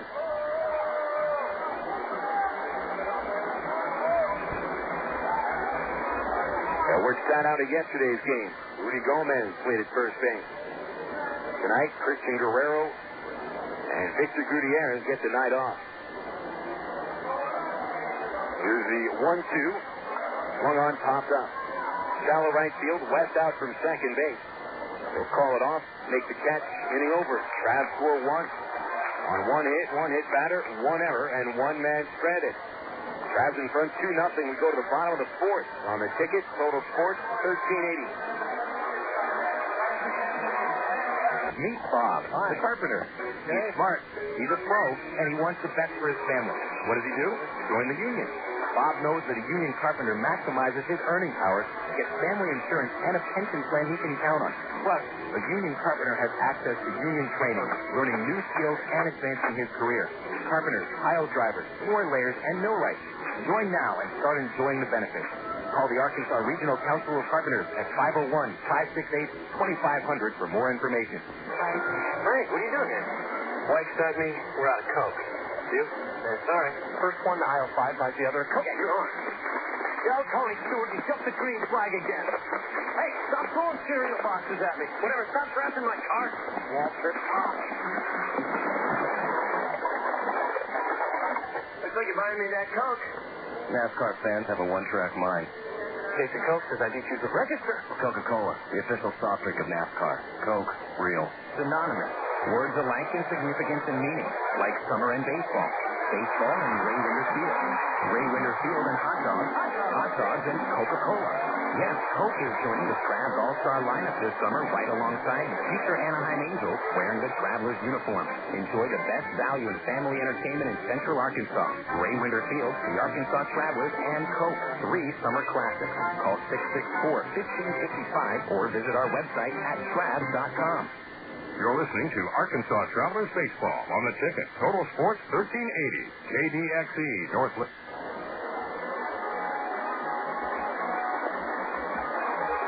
Arkansas Traveler Baseball returns on the ticket. Total Sports 1380. Game 3 of the series tomorrow night. An 8 o'clock first pitch, 7:40 pregame show. And the same thing for the series finale on Thursday night. 8 o'clock start time, 7:40 pregame. 2-0 Arkansas. Bottom 4 coming up here at Cohen Stadium. Travs scoring runs in the 3rd and 4th innings. Casey Smith is 2 for 2. A pair of doubles, a run scored, and an RBI. Tommy Murphy knocks home the other run with a double in the 3rd. The Travs hitting pretty well against Beltran Perez after he retired the first 6 men he faced. Joe Saunders, meanwhile, has had a pitch around. A couple of walks and 2 hits over 3 innings. No runs yet. Carlos Quentin leads off. He takes a pitch away for a ball. 4th and 5th innings is where Saunders has struggled in his last 2 appearances. He's given up 3 runs in the 4th and 8 in the 5th. Change up to Quentin. He's way in front of it. A little foul ball bouncing down the first base line. 1 ball, 1 strike to Carlos Quentin, the number 4 batter who leads off for the second time. Here's a 1-1. Quentin takes outside. It's 2-1. Quentin with a very odd-looking batting stance. He spreads his legs very far apart, a little bit open, holds the bat on his shoulder, almost pointing it down towards the ground. 2-1 pitch is in the dirt, 3-1. A lot of movement in the batter's box as well for Quentin. It would seem he can get him out ahead of some pitches, but he does not strike out much. Saunders with a 3-1. Swinging a high fly to left. Espino has it measured in the gap, and he will make the catch. 1 gone in the 4th inning. Snyder coming up for El Paso. Well, last night, the Wichita Wranglers and San Antonio Missions got rained out in the first game of their series, so they're playing 2 tonight. Round Rock took advantage of San Antonio's rainout for a 6-1 victory over Tulsa. The 5th consecutive victory for the Express, and that puts them in first place by half a game ahead of San Antonio. Here's Snyder with a high drive on the first pitch to right center. Way back to the warning track, Tommy Murphy. And it hits the fence. It'll be a double for Snyder. He stops there at second. That's one thing about this park. You hear about El Paso, think it's a home run hitter's paradise, but it is not. That would have been a home run at Ray Winder Field. And it might have even gotten onto the interstate. It was closer towards right center than dead center field. In most ballparks, that's a home run. Not here in El Paso with huge gaps and a tall fence. Instead, it's his 31st double of the season. First extra base hit of the game for El Paso. Mark DeRosa now steps in. He's popped down to the second. We mentioned the Express last night beat Tulsa 6-1. B.J. Houghton 10 strikeouts and 6 1/3 for his 9th win. Justin Hampson took the loss. Luke Scott belted a pair of home runs. He knocked in 4 and scored 3 times. DeRosa bats right-handed, takes a strike on the first pitch. Meanwhile, Midland down Frisco 6-4. With Nelson Cruz hitting a home run for the 2nd straight game, knocked in 3. Drew Dickinson earned the victory, his 7th. Saunders with an 0-1. DeRosa takes the strike at the knees, 0-2. So the standings coming into today, set with Frisco 2.5 in front of the Wranglers. Tulsa 4 games out, Arkansas 11 out. Round Rock in first in the West by half a game over San Antonio. Midland 2 games in back. El Paso 8 behind. The stretch by Saunders. Here's the 0-2. High and inside, ball 1. Saunders hasn't had many chances for strikeouts. DeRosa is the 5th batter that he's had 2 strikes on. Really hasn't thrown many pitches in his first 3 1/3 innings. Now the stretch on DeRosa. Saunders kicks, delivers. Off speed outside, 2-2. Saunders was going for a slider, but it turned into a spinner without much movement to it.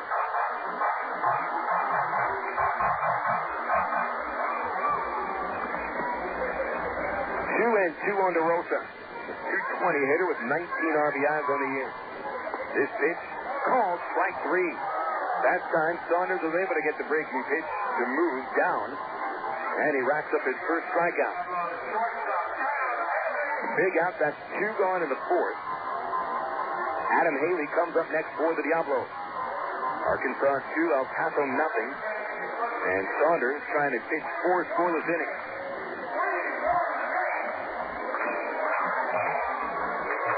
Haley took a 2-out walk in the 2nd. He was 1 for 4 yesterday. Left-handed batter with a wide open stance. Saunders with a fastball, and it's lined over short to left field for a base hit. And here comes Snyder around third. Espino with a throw to the plate, and not in time. He slides ahead of that tag, and the Diablos get their first run. Into second goes Haley. He knocks in his 12th of the season. It'll be called a single.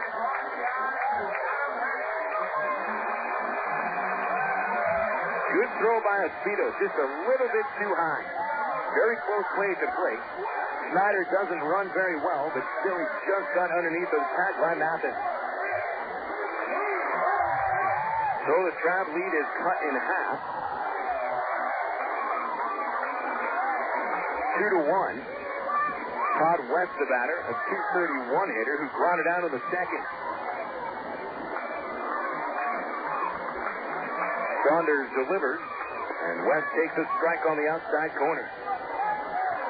So that is 12 runs scored off of Saunders in his last 3 appearances in the 4th and 5th innings together. Joe looking in has the sign. Mathis sets up inside. The 0-1. Outside and low. 1 ball, 1 strike. Saunders is missing his spot.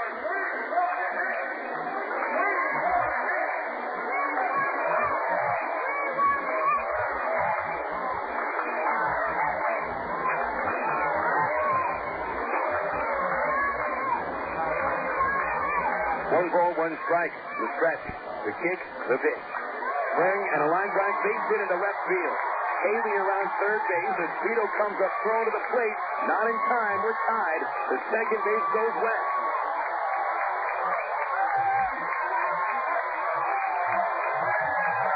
And so El Paso rallies with 2 outs in the 4th inning and tied the game at 2.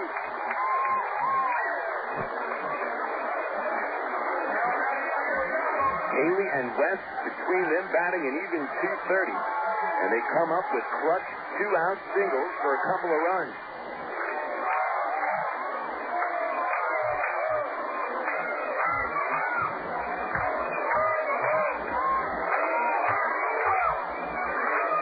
Number 9 batter Matt Morgan is 0 for 5 at Double-A.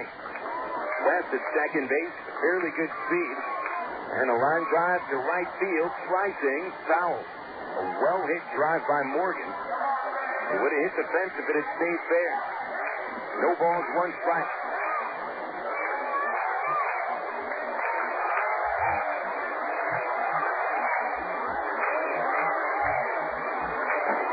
Tie game at 2. Saunders kicks with the 0-1. Swinging a high fly to right field, sending Gorneault back. He's got it measured. He puts it away. And that'll end the 4th inning. But the Diablos tie it up with a couple of runs on 3 base hits, 2 2-out singles, tie the game. And we go into the 5th inning. Arkansas 2 and El Paso 2 on the ticket. Total Sports 1380. Top Shoes has the largest selection and the lowest prices on shoes and boots for the entire family. Choose from a large selection. Rocky, Red Wing, Justin, Wolverine, Chippewa, and Carolina. Hunting boots, hiking boots, work boots, steel toes, metatarsal guards, linesman, electrical hazard, ESD, and uniform boots. Boots with Thinsulate, Gore-Tex, and cross-deck blood and chemical-resistant boots. At Top Shoes, we have your boots. Join our Top Shoes Tip-Top Shoppers Club and receive free shoes.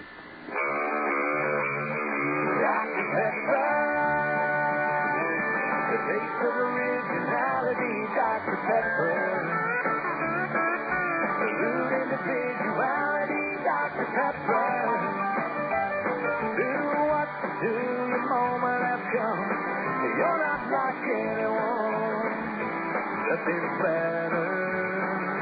Dr. Pepper. AgPro knows your patience. You've had your eye on a certain green and yellow tractor for some time now. But here's a thought. Visit your local John Deere dealer for an innocent test drive. Sit in that yellow seat and feel that rugged quality. Then run the numbers. You may find you've underrated the value of a John Deere and overrated the value of patience. After all, nothing runs like a Deere.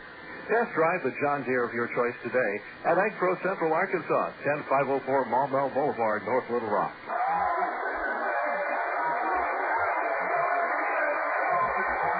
4 innings complete here in El Paso, and a 2-2 tie after the Diablos scored twice in the bottom of the 4th, countering Arkansas runs in the 3rd and 4th innings. Totals after 4, each team 2 runs. The Travs 3 hits, no errors. The Diablos 5 hits, 1 error. Number 9 batter Tommy Murphy will step up to the batter's box as the first batter of the 5th. And Murphy is 4 for 4 in this series with 2 doubles. Knocked in a run in the 3rd inning. Perez winds, Beltran deals. Tommy shows bunt, takes it outside. Check around the Texas League this inning on the Southwest Airlines out-of-town scoreboard.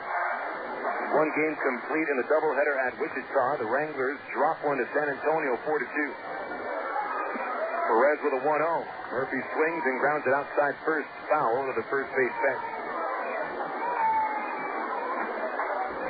So San Antonio with that win is back into a first place tie with Round Rock. Wichita falls to 3 games in back of the Frisco Rough Riders in the East. The 1-1 to Murphy. Outside 2-1. 7th inning in Midland, the Rockhounds creaming Frisco 7-1. And Tulsa leads Round Rock 4-3. For once, the starting pitcher for the Express has given up a few runs. This time, Tim McClaskey does it. Murphy, a tapper towards shortstop, picked up by Haley. The throw is not in time, and it gets into the seats at first base. It'll be called a base hit, and rightly so. Murphy didn't hit that ball sharply. A tapper passed the mound, and Haley, instead of charging it, waited for the ball to get to second base where he picked it up. He rushed the throw, and that cost him. Call it a single for Murphy. He is 5 for 5 in the series. The second base on the error. Travs took advantage of a couple of El Paso errors yesterday to score 2 unearned runs. It turned out to be quite a difference in a 1-run game. Rudy Gomez will slap the ball foul. Strike 1. By the way, that second game in Wichita should be getting underway shortly as they make up for last night's rainout. 2-2 tie. Trapped at Murphy at second base, trying to get back ahead. Gomez is 0 for 2. He's grounded to second. He is flat out to right. The 0-1 pitch is grounded to second base, picked up by West. 4-3 ground out. And while Gomez is unable to will put the Traps back in front. Here's Alberto Callaspo. Infield will come in. Nightfall settling into the El Paso area. Lights have taken their full effect. Seems that the skies have cleared up a little bit. Perez working from the stretch. The pitch to Alberto. High and outside. A fastball almost got away from the catcher. Callaspo is 0 for 1. He flied out to center in the first. Drew a walk in the 3rd inning. 42 RBIs on the year. Had the game-winning RBI yesterday. 1-0 count, the pitch. Callaspo swings and a soft looper over short to left field. Base hit. And Murphy scores from third for the go-ahead run. If the infield's playing back, Haley probably makes that play. The ball landed in left field no more than 2 or 3 feet past the infield dirt. So the Traps do take advantage of the throwing error by Haley. Bring home a run. Otherwise, if Murphy was at first base on that ground out by Gomez, it would have been a double play. Now a man at first, a run home. Gorneault the batter. Callaspo runs on the first pitch, hits the ball, throw to second, is into center field. Getting up Callaspo, he hustles for third base, and he gets there with no throw. The second error of the inning to give the Traps an extra base. Stolen base number 14 for Callaspo, and charge the catcher Snyder with a throwing error.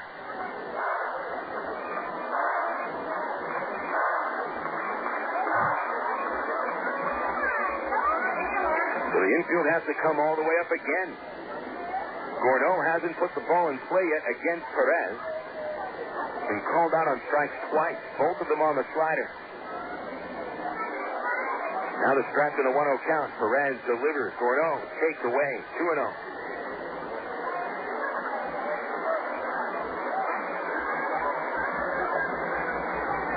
3-2 Arkansas has scored a run in the 3rd, 4th, and 5th innings. Splendid chance to bring home 2 runs here in the 5th. Team-leading RBI man at the plate. Here's the 2-0 pitch. Swinging a pop-up on the infield. That won't do it. Behind the plate now and heading over towards the third base dugout. Morgan, the third baseman, makes the catch. And Gorneault unable to bring home Callaspo. Nick is 0 for 3 and starting to show signs of a slump. Hitless in his last 9 at-bats with 5 strikeouts over that time.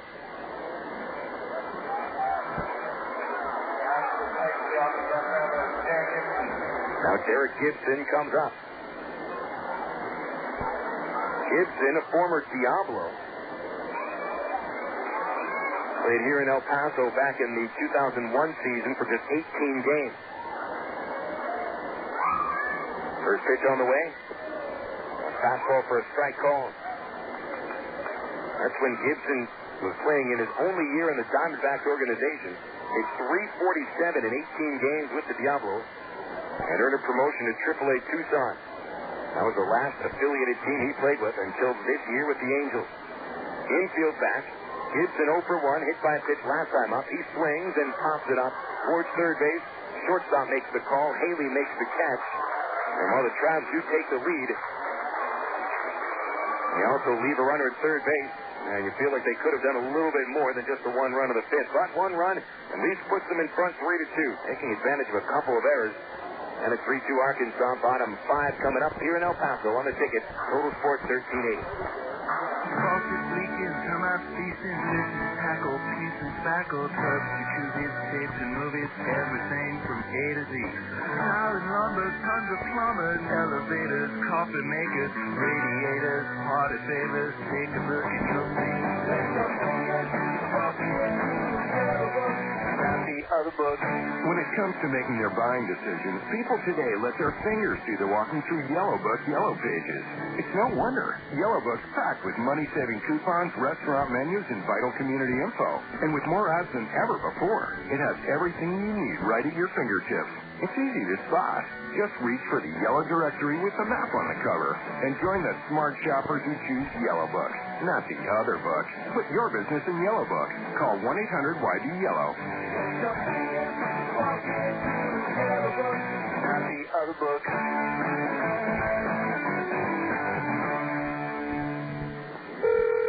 Emergency hotline, can I help you? Yes, I need help. All right, sir, what's the problem? I can't taste my beer.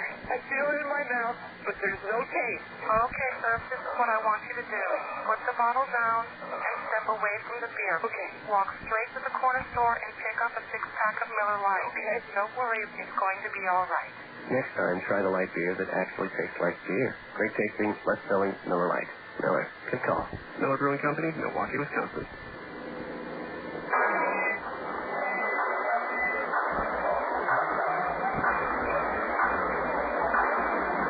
Back to El Paso where the Travs have their second lead of the ball game, thanks to an RBI single by Alberto Callaspo in the fifth.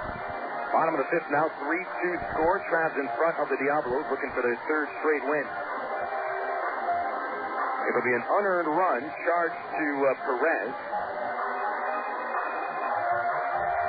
from the fifth inning. So the Travs have scored 3 unearned runs in just 2 games of this series.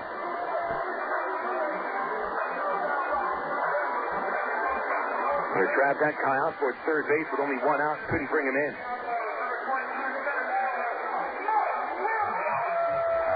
Smoke Williams into the batter's box to lead off the fifth for the Diablos. Williams gets his third at-bat. He's 1 for 2. He'll show bunt. And bunt is foul for a strike. The fifth inning has been the dangerous inning for Joe Saunders. And it's really been where he has shown more signs of wearing down after not pitching last year. Last time out for Saunders on the 12th of August. First pitch here, a curve. Nice one at the knee. Strike call. Travs 3, the Diablos 2. Night has become very calm, very quiet at Cohen Stadium. 0-1 pitch. Strike called on a check swing. Slider on the inside corner, and Saunders has thrown 2 very tight, nice-looking breaking pitches in a row to the number 3 hitter. Saunders looking to pitch his first perfect inning of the game. The 0-2 is grounded up the middle. Callaspo dives it past him into center. And a 2-out, 2-strike single for Conor Jackson brings up Carlos Quentin.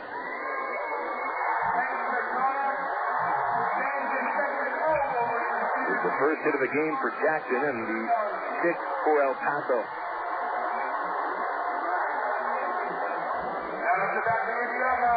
Number 24, Quentin, right-handed, is 0 for 1. He's walked in the second. Right out to left is his leadoff batter in the fourth.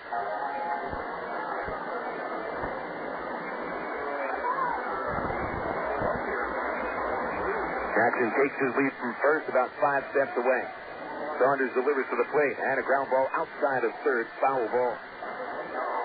Not sure what Quentin was swinging at, if it was a slider or a fastball, but it looked to be very much inside, maybe even half a foot or so. Still able to turn on it.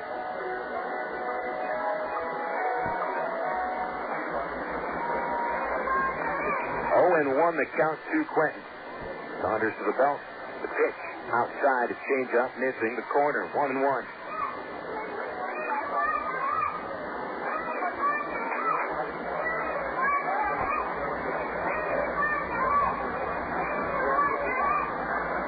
Quentin with that wide stance.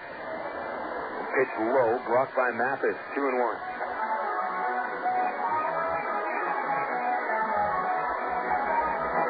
No wind to speak of, no more rain. Looks like that storm is passed through, if it even was a storm. Travs holding a 3-2 lead. Saunders trying to get through the fifth inning for the first time in 2 starts. And the pitch grounded outside third again. Got to be those change-ups that Saunders has Quentin so far ahead of. That's one thing that makes Saunders stand out from other pitchers. That he changes speeds very well. Keeps the same arm action, tough to pick up what it is he's coming with. 2 balls, 2 strikes to Quentin. A throw to first base. Back in there, Jackson. He was fooled. But he wasn't that far off the base.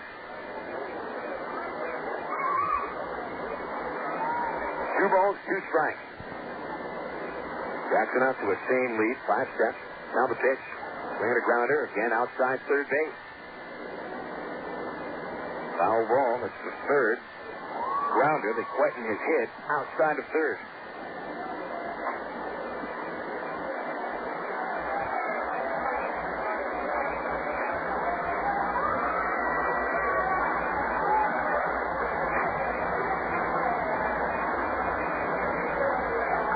Saunders ready. Joe kicks, he deals. Fastball and a line drive, base hit into right field. It'll fall in front of Gorneault, 1 hop. 3 and 4 hitters are on base with 2 out singles. And the lead is in jeopardy once again.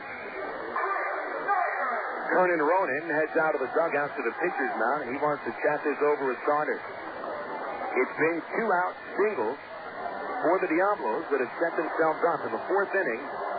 Snyder, who's the batter who's scheduled to hit right now, doubled with 1 out. Then Saunders caught Mark DeRosa looking, but then Haley and West with back-to-back 2-out singles to left field to tie the game. Now here in the 5th inning, Saunders strikes out Williams to begin. Cota lines out to Gomez at second, but then Jackson on 0-2 singles up the middle. And Quentin at 2 strikes as well, and he gets a base hit to right.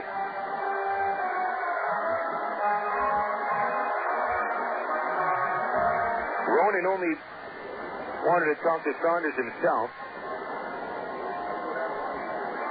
The infielders made a motion to join him on the mound, and he waved them back to their position. Snyder, the batter, 300 hitter, is 1 for 2 today, with a 4th inning double to the center field fence.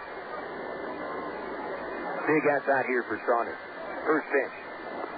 Ball 1 on the changeup. Saunders going 4 2/3 innings. In each of his last 2 starts. And remember, the 5th inning has been the killer. Here's the 1-0 pitch to Snyder. Change up, strike called, low outside corner. 1-1. John Snyder is warming up in the Travs bullpen.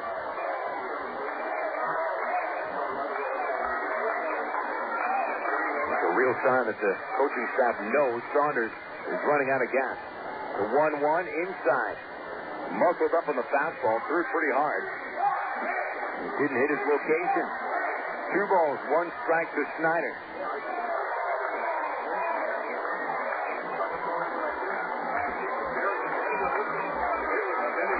To the belt, Saunders. 2 outs. The 2-1. Ball 3.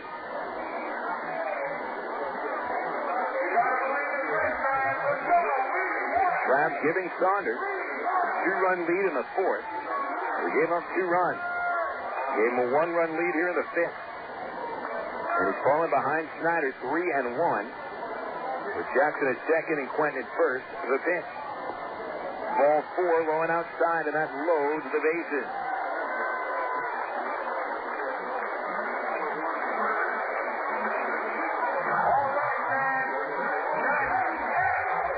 So Saunders has taken this one about as far as he possibly can.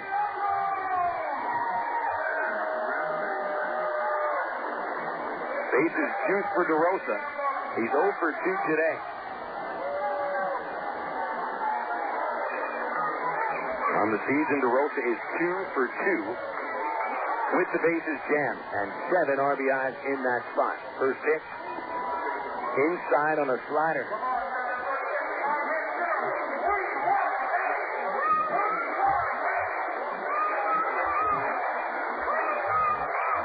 DeRosa, a right-hander, popped out to first and was called out on strikes in his last at-bat. 1 ball to count. Here's Saunders delivers. Low and outside, and it's 2-0.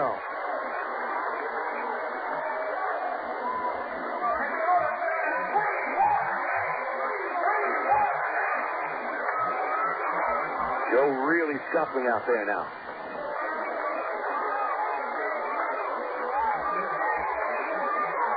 There's the stretch.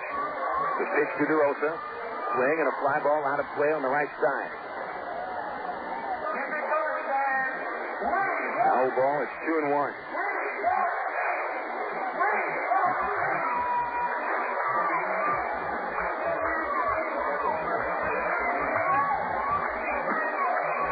Outfield a little shallow and right. Average depth in center and left field. The infield very deep. Saunders with a 2-1. Swing and a pop-up to right field, and Gorneault is underneath it. He'll make the catch, and Saunders dodges the bullet in the 5th inning. He leaves the bases loaded and holds on to a 3-2 lead. Trav's in front by 1 as we go to the 6th here in El Paso on the ticket. Total Sports 1380. Power up. Plug in and get ready to the club that just where you live. Power out at the Electric Cowboy, I-30, the Chico Road exit, where there's always something going on. Electric Cowboy open Wednesday through Sunday. Doors open at 7:30 each night. And just listen to all that's going on. Wednesday night, ladies' night. Ladies in the door by 10 p.m. get $5 cash. Plus, free dance lessons at 8 p.m. And enjoy $1.50 long nights till midnight. Then, Thursday nights, it's $1 long nights and $2 pitches. Plus, live music every Thursday night. Yeah, there's always something going on at the Electric Cowboy, I-30 at the Chico Road exit. Power up at the Electric Cowboy, I-30 at the Chico Road exit. Doors open 7:30 Wednesday through Sunday at the Electric Cowboy. At Gary Eubanks and Associates, you've heard us talk about what we bring to the table. You ask what that means to you. Well, these verdicts and settlements are real results we've achieved for our clients, as large as $19 million for one case. While facts differ and results vary on each case, you should put this experience on your side. Insurance companies notice, and that creates settlement. And remember, at Gary Eubanks and Associates, we'll win your case, or you don't owe us a dime.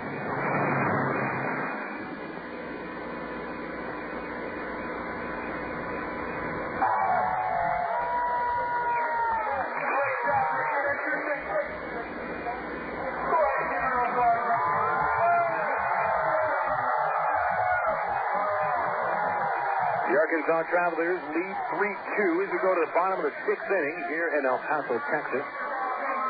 Bill Elson with you on the ticket. Total Sports 1380. Travs looking for their 3rd win in a row. Won last night 4-3 and another tight one tonight. Second half, Travs have played 21 one-run games. And they've been a good one-run team in the second half. 12 wins, 9 losses.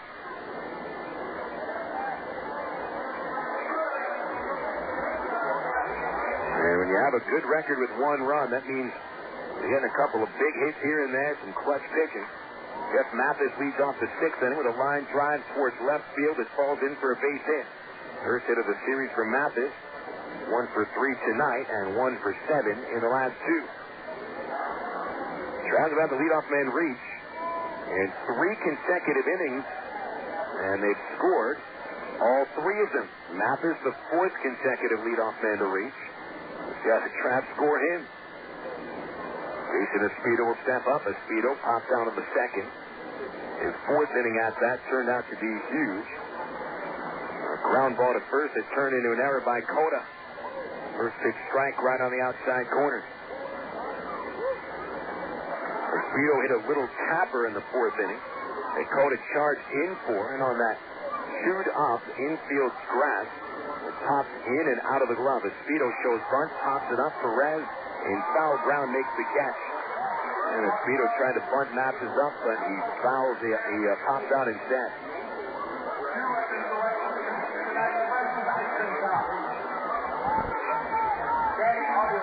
So that brings up Casey Smith.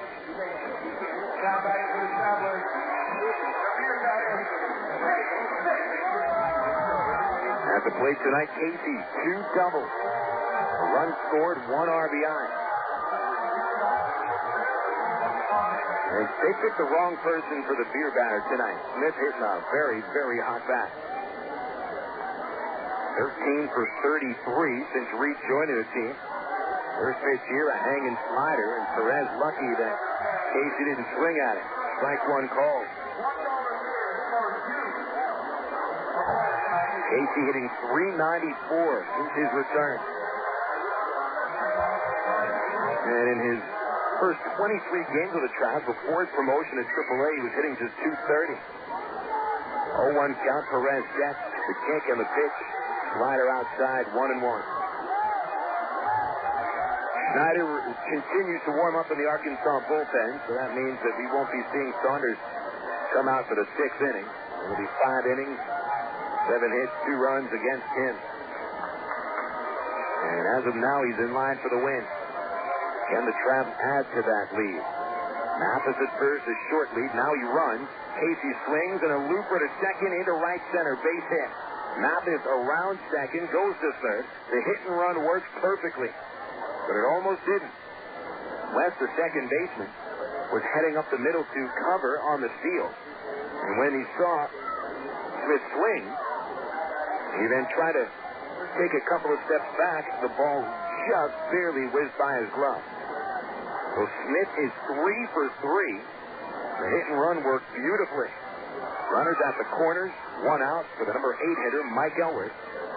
And out from the El Paso dugout, to the mound goes pitching coach Mel Stottlemyre Jr. And while they talk, we'll have a look at the Southwest Airlines Major League scoreboard. In progress right now in Milwaukee, the Brew Crew lead the Cubs 3-1. Sammy Sosa hitting his 26th homer. Cards trail Cincinnati 2-1 in the bottom of the 6th. Matt Morris on the mound for the Reds, trying to rebound after a couple of very rough starts. Rockies and Mets a 2-2 tie in the 3rd at Coors. Pirates lead in Arizona 1-0 in the 2nd on a Craig Wilson solo homer, his 22nd. And former former El Paso lefty Steve Randolph is on the mound for the Diamondbacks. Remember, Randolph threw a 9-inning no-hitter against the Traps in Little Rock in late August 2001. Those are the games in progress right now in the National League. You'll have Atlanta, San Diego, Florida, and Los Angeles. The Expos and the Giants all later tonight. Meeting on the mound over, Mike Elwood the batter, and he fouls the first pitch into the ground past third, strike 1. Arkansas leading 3-2 in the top of the 6th inning. They scored a run in each of the last 3. Now there's men at the corners, only 1 out. Elwood is flying to right and popped out to second. Perez deals. Elwood's a foul ball back to the screen. Strike 2. Action in the home bullpen.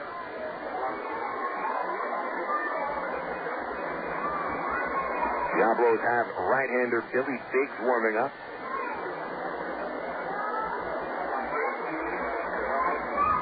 Perez sets.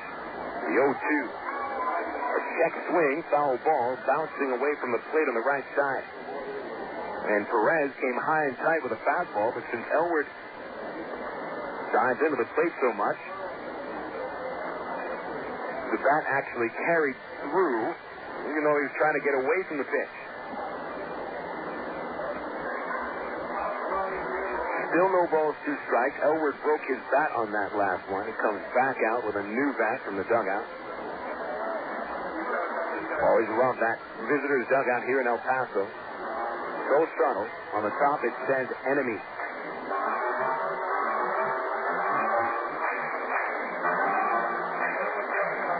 Elwood stepping back in. 0-2 to count. The stretch. The pitch. Swing and a miss. Elwood strikes out on a slider.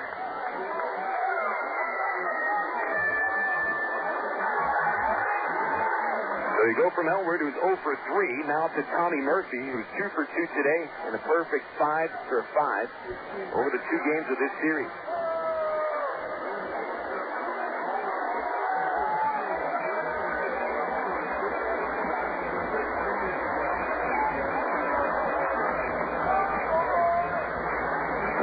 RBI double for Tommy. An infield single in the 5th. First pitch here, a swing and a miss. Went after a slow, low slider. 0-1. Tommy 3 for 3 yesterday. Was mostly setting the table. Tonight he set the table in the 5th, cleaned the table in the 3rd. Perez with an 0-1. Murphy takes the fastball low. 1 ball, 1 strike. Tommy's average started today 254. It'll get up above around 257 now. And one of the running themes on the broadcast the last couple of weeks is Murphy's attempt to get above 250. 1-1. Swing and a bouncing ball foul over the first base dugout. 1-2.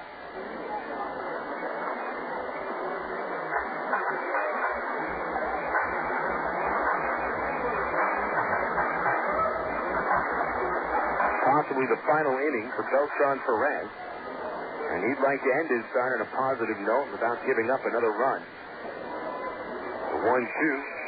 Ball outside and low. 2 balls, 2 strikes.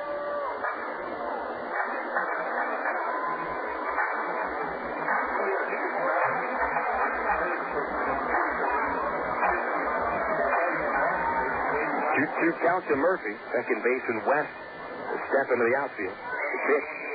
Reached 4, fouled at the plate. Murphy with a half-hearted attempt to swing at that pitch. I don't think he really wanted to.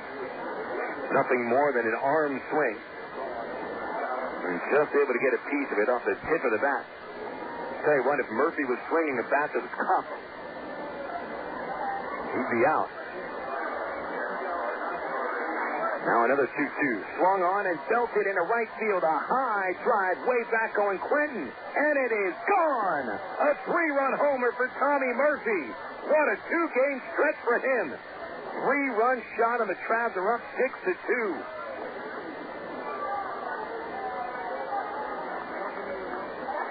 Murphy now in this series is 6 for 6 with 2 doubles and his 7th home run of the year. Tremendous at bat for Murphy, who was able to foul off a couple of close pitches and then turns on a fastball for a home run into right field.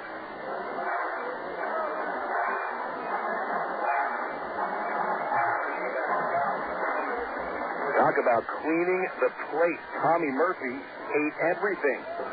Rudy Gomez now the batter. He takes low for a ball.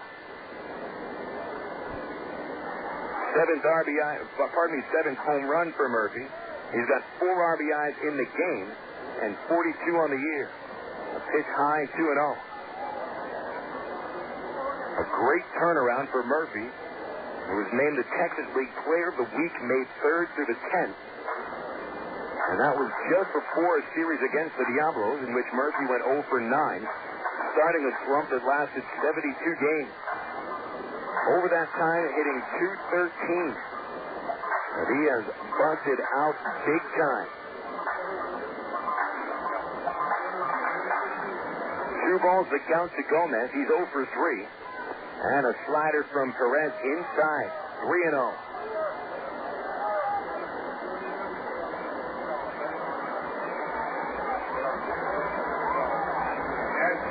Now the 3-0 pitch.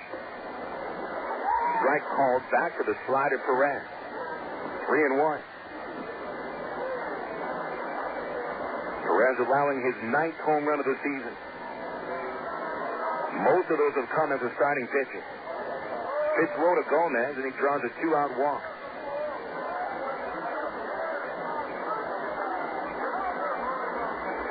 Got Coolbaugh, the manager of the Diablos, walks out from the dugout, and he's going to have to make the change. This is the second time a coach has visited the mound of Perez. So Perez is gone after 5 2/3 innings, surrendering 8 hits and 6 runs, and he's still responsible for Gomez at first base. 6-2, the Travs in front.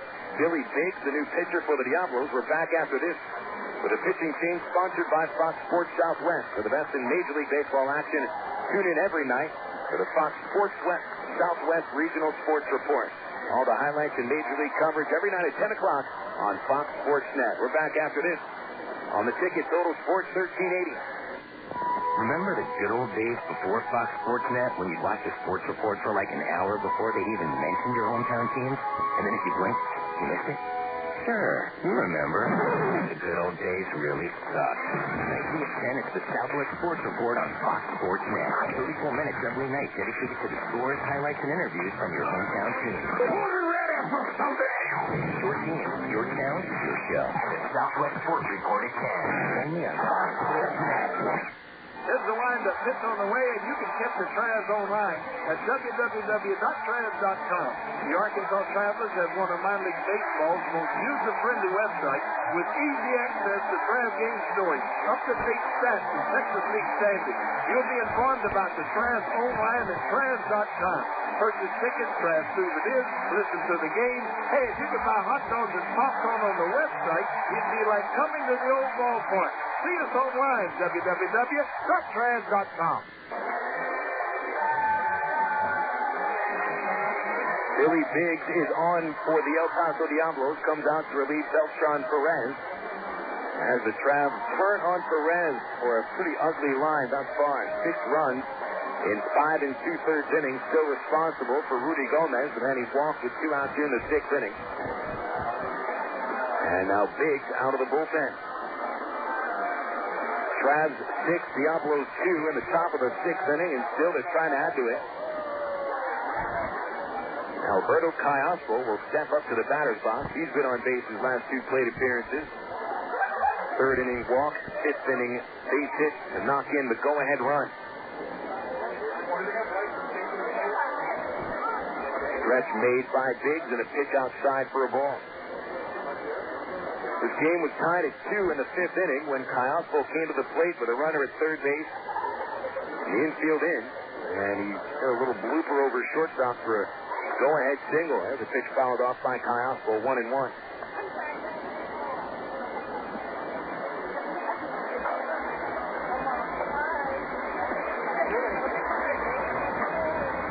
And now here in the 6th inning, Mathis and Smith reach on singles, and Murphy with a 3-run drive to right field. 1-1 to Alberto outside, 2-1. Biggs is 6 foot tall, 200 pounds, out of Scott Depot, West Virginia. 25 years old, making his 8th appearance at Double-A. Callaspo fouls the pitch off. It's 2-2. Biggs primarily a reliever throughout his career. He was the closer at low single-A South Bend earlier this season. 18 saves in 31 games, a 1.23 ERA. 2-2 to Callaspo. Swinging a fly ball foul to the left side over the home bullpen. Out of play. Still 2-2. With El Paso, Biggs making his 8th appearance. 0-1, a 193 earned run average. 2-2, the pitch. Callaspo swings and a line drive base hit to center. Gomez to second base, turns the corner, heads to 3rd. The throw goes to second base. And there's Travs at the corners with 2 outs for Nick Gorneault. Callaspo is 2 for 3, reaching base 3 consecutive plate appearances. 142 base hits on the season now for Callaspo. Second most of the league. Started today 8 behind Tulsa shortstop Danny Sandoval at 148. Gorneault is also on the leaderboard for base hits. 125, ranking 5th. But tonight he's 0 for 3, striking out twice and fouling out his last at-bat. First pitch, a slider, swinging him in. A power slider thrown by Vick. That's the pitch that Gorneault had pitch with against his starter Perez. Struck him out in the first and third inning. Here's the 0-1. Swinging a foul ball. Back to the press box. 0-2.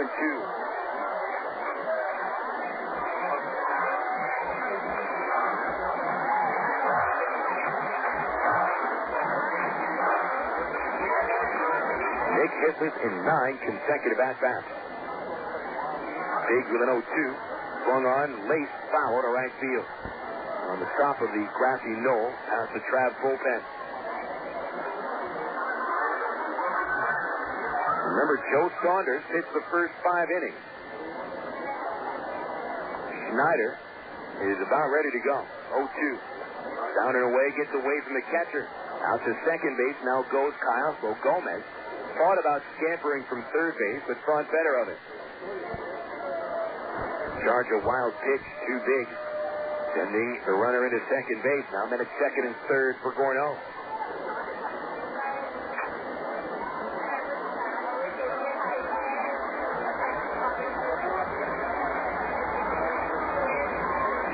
A 1-2 to Nick. Swing and a miss, and he strikes out for the third time. And he leaves 2 runners on base. The 6th inning is over, but the Travs get a 3-run homer from Tommy Murphy. And they grab a 6-2 lead. We go to the bottom of the 6th inning in El Paso. Here in the ticket, Total Sports 1380. Hey, you're a Snacks go on with the game. Talk about what? Slush variety. Sonic's got it, others don't. The hotter it gets outside, the more choices you need to chill down on the inside. Nothing compares to Sonic's famous slushes, with classic flavors like cherry, grape, and orange. Real fresh fruit slushes like lemon berry, strawberry, and lime. You can even mix and match flavors to create your very own slush. Or try the latest creation, our intense new Powerade slush, available for a limited time only. So hurry into Sonic. Nobody gives you more ways to beat the heat. It's not just good, it's Sonic good. I am a lead technician and work in quality control for a small electronics company. I supervise 4 technicians daily and direct the testing and calibration of products. Matthew O'Mullane earned a Bachelor of Applied Science degree in Automated Manufacturing Technology in 2002 and a Bachelor of Applied Science degree in Electronics Engineering Technology in 2003 from the ITT Tech in Indianapolis, Indiana. ITT Tech has allowed me to get to where I eventually want to go. Call 1-800-ITT-TECH or visit us on the web at itt-tech.edu. ITT Technical Institute. Education for the future. Looking for the perfect snack to go on with the game? Pick up America's #1 food craving and hit a home run with your family. With more than 300 varieties of cheese made right here in America, there are endless ways to cave to the crave. Stop by your local grocer for ideas on how to create mouth-watering appetizers that the entire family's going to love. Cheese is the perfect snack to accompany any game, and you'll be a winner with your family. The power of cheese.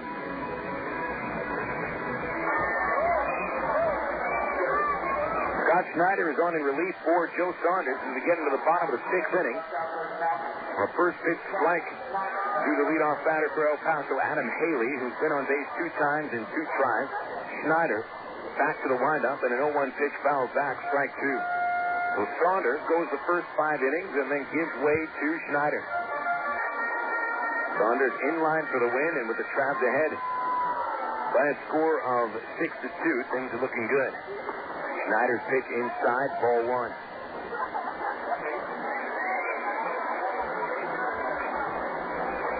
Team leading 48th appearance for Scott.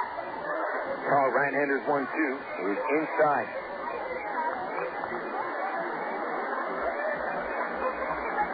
Haley a walk in the 2nd. An RBI single in the 4th inning.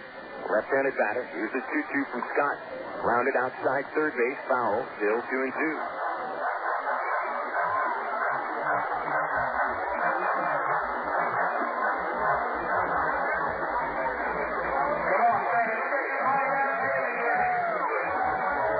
2 balls, 2 strikes to count to Haley. Snyder's ERA at 5.51. 3 wins, 4 losses. It's 2-2. Swinging a foul ball out of play once again. Good at-bat by Haley. It's actually the longest at-bat pitch-wise for any batter for the Diablos today. Next pitch will be the 7th.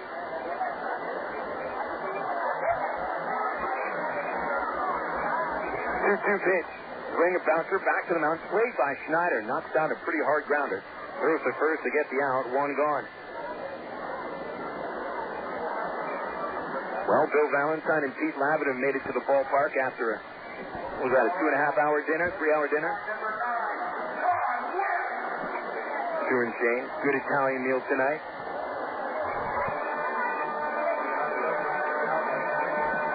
And they got here just in time to witness Tommy Murphy's 3-run homer. West the batter, and a pitch high from Snyder.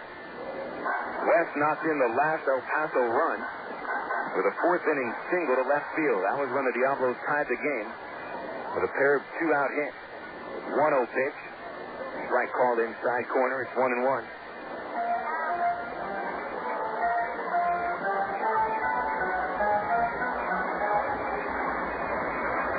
Scott kicks and deals. Another fastball inside, 2-1.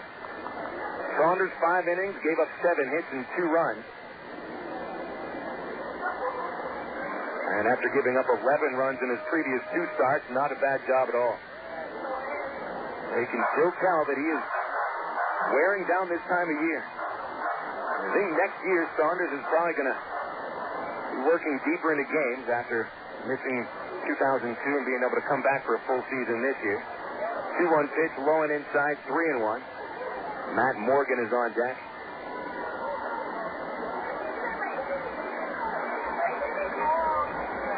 Here's Snyder's 3-1 pitch. Right down the middle for a strike called, 3-2. 30 walks and 53 strikeouts on the year for Scott.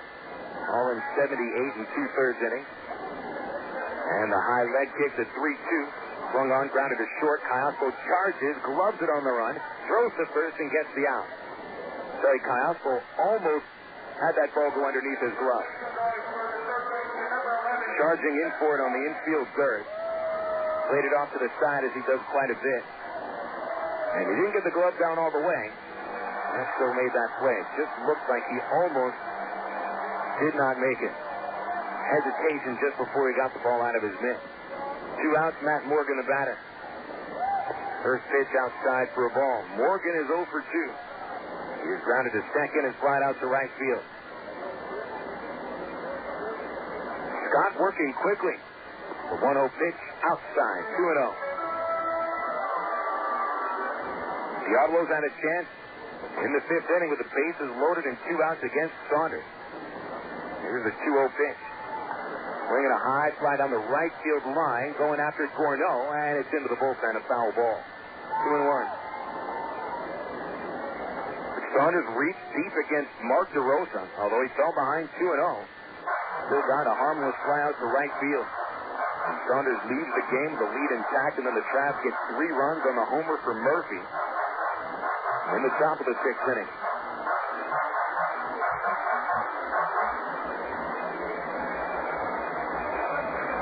Morgan still looking to get on base for the first time at Double-A. 0 for 6. Scott's 2-1. Missed low and outside, ball 3. Top of the order next up, Marlon Williams. Standing tentatively in the on-deck circle. His fist to his head. The 3-1. Playing in a foul back by Morgan. Count is full. Went after a high fastball.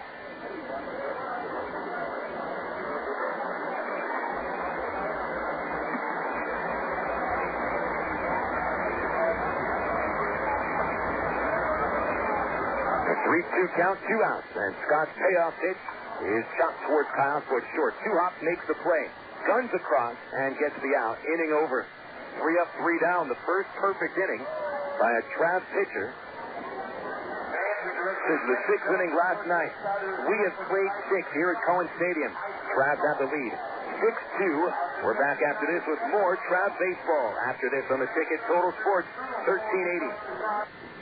Attention investors.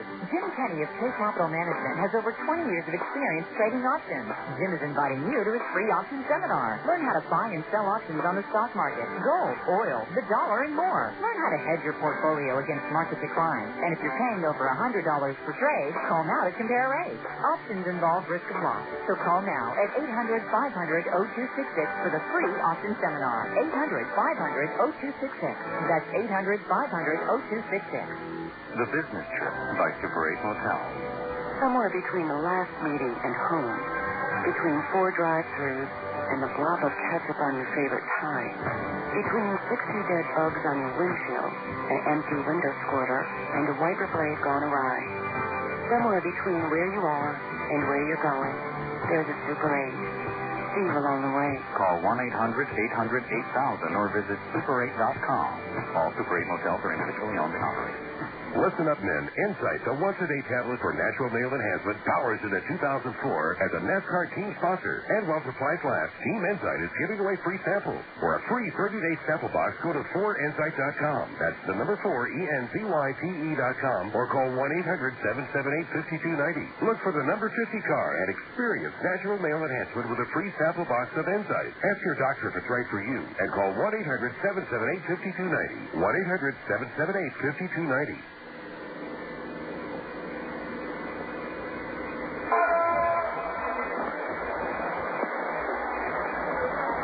Seventh inning starts off, Travs in front 6-2, and Derek Gibson leads off and swings to the first pitch, a bouncing hole deep at shortstop. Haley picks it up and a nice throw to first base, getting Gibson by a step, one gone. Well, Gibson 0 for 3 today, though he did score a run in the fourth inning, which gave the Travs a 2-0 lead. Star of the game once again, back-to-back nights, Tommy Murphy, 6 for 6, a couple of doubles, a home run. Last night, Murphy scored twice. He scored 2 times today. 4 runs batted in tonight out of the Travs' 6 runs. Mathis is now the batter. First pitch, he swings and pops it up behind first. It heads into the seats for a foul ball.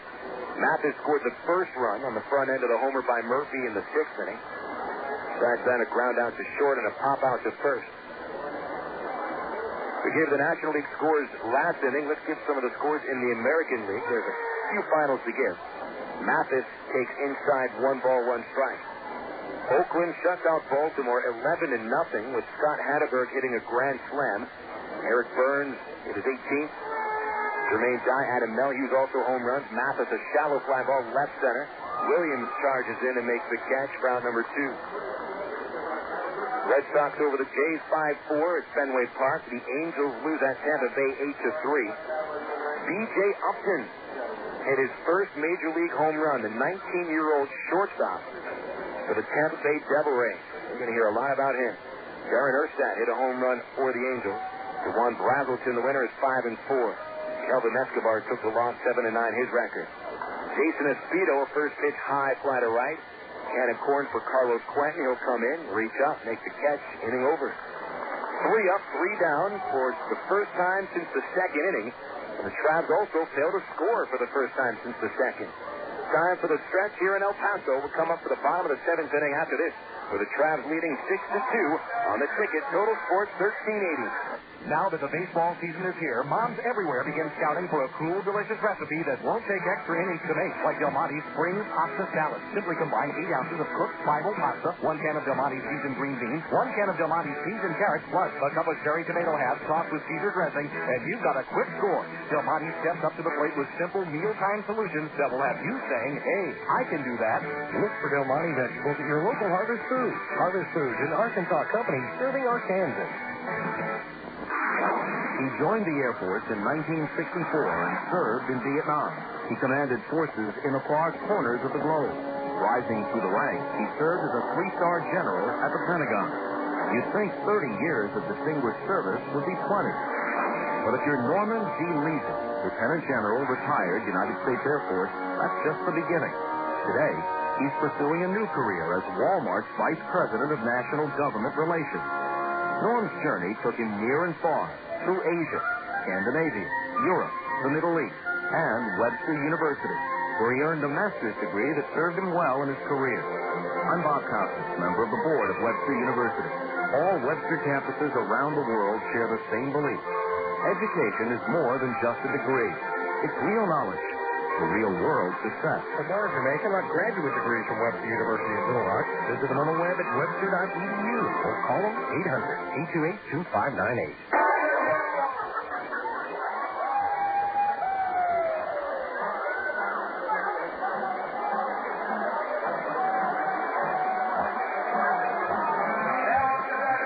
In front by 4 runs, a 6-2 score as we get to the last of the 7th inning here in El Paso.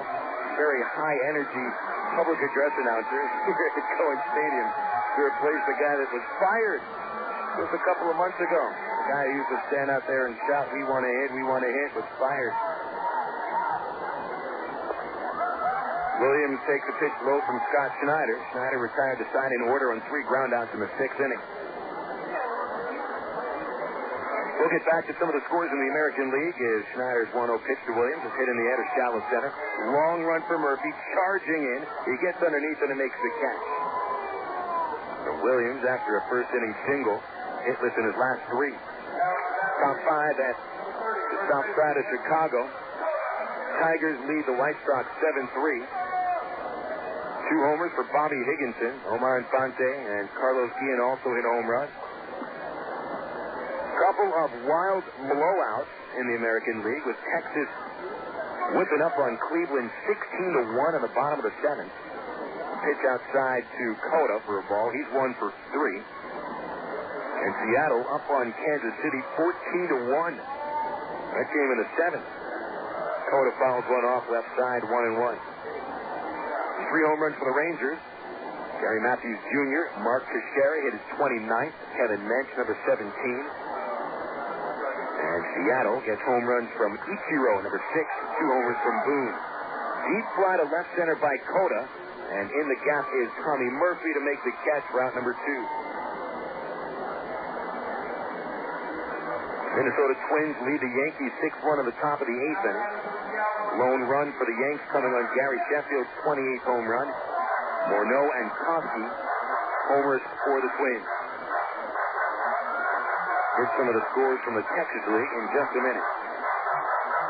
All these scores, by the way, brought to you by the official airline of the Arkansas Travelers, Southwest Airlines. Available online only at southwest.com. Conor Jackson takes a low fastball from Snyder. And with Snyder working in his 2nd inning, a right-hander starting to throw for Arkansas in the bullpen. There's a pitch, grounded to shortstop, picked up by Callaspo. The throw to first base is in time. And Snyder, with his 2nd consecutive perfect inning, takes us through 7 innings here in El Paso. We go to the 8th. Trav 6, Diablos 2 on the ticket. Total Sports 1380. Emergency hotline, can I help you? Yes, I need help. All right, sir, what's the problem? I can't taste my beer. I feel it in my mouth, but there's no taste. Okay, sir, this is what I want you to do. Put the bottle down and step away from the beer. Okay. Walk straight to the corner store and pick up a 6-pack of Miller Lite. Okay. Don't worry, it's going to be all right. Next time, try the light beer that actually tastes like beer. Great tasting, less filling, Miller Lite. Miller. Good call. Miller Brewing Company, Milwaukee, Wisconsin. AgPro knows your patient. You've had your eye on a certain green and yellow tractor for some time now. But here's a thought. Visit your local John Deere dealer for an innocent test drive. Sit in that yellow seat and feel that rugged quality. Then run the numbers. You may find you've underrated the value of a John Deere and overrated the value of patience. After all, nothing runs like a Deere. Test drive the John Deere of your choice today at AgPro Central Arkansas, 10504 Maumelle Boulevard, North Little Rock. I am the port in the storm. I am the line in the sand. I am the rescuer in the dark. I am the enforcer of the seas. I am the defender of the homeland. In the United States Coast Guard and Coast Guard Reserve, you are the first line of defense against threats to our American way of life. To become one of us, call toll-free 1-877-NOW-USCG or visit GoCoastGuard.com. We are the shield of freedom. We are the United States Coast Guard.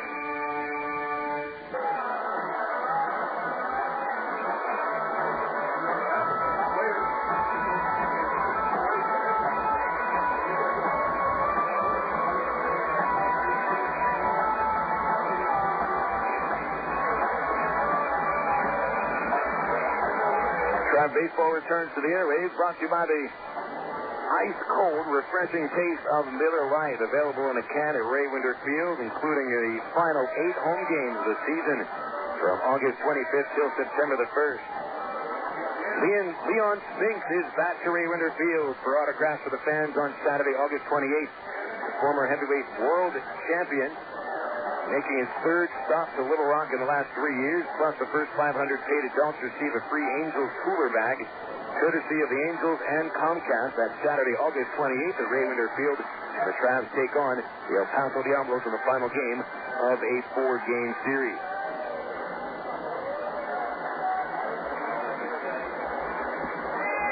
Up to the plate for Arkansas in the 8th inning is the number 7 batter, third baseman Casey Smith. He's 3 for 3. And a first pitch on the inside corner for a called strike. 6-2 lead for the Travs. And Smith responsible for 3 runs, scoring twice, knocking 1 home. A couple of doubles and a single. There's the 0-1 pitch down and inside from the new El Paso pitcher, left-hander Bill White. White replaces Billy Biggs, who pitched an inning and a third scoreless. Gave up 1 hit, no walks, 1 strikeout. White, a left-hander, and Smith grounds one up the middle. He's got himself his 4th hit. Casey Smith is 4 for 4. A base hit, the Travs 10th.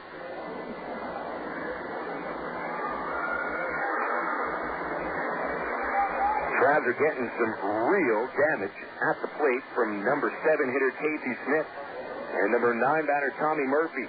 Between them, 7 of the Travs' 10 base hits. The other hits, 2 for Callaspo, 1 for Mathis.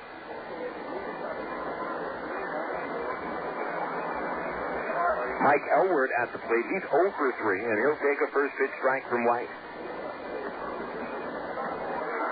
Starting pitcher Beltran Perez lasted 5 2/3, gave up 8 hits and 6 runs. 5 of those runs earned. Takes an inning and a third scoreless. And now White, the runner on, no outs. The 0-1 to Elward, low and outside, 1-1.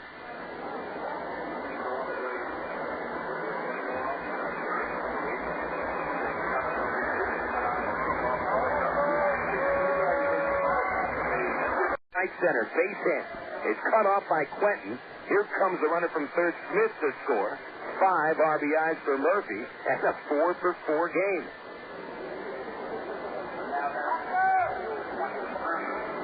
Howard in the series in El Paso.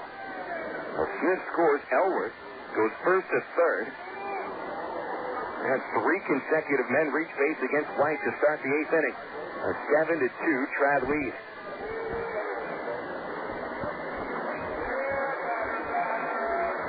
Rudy Gomez comes to the plate at the top of the order. And Bill White delivers. A fastball on the outside corner for a strike. Gomez without a hit. He's 0 for 3, though he did reach on a walk in the 6th inning.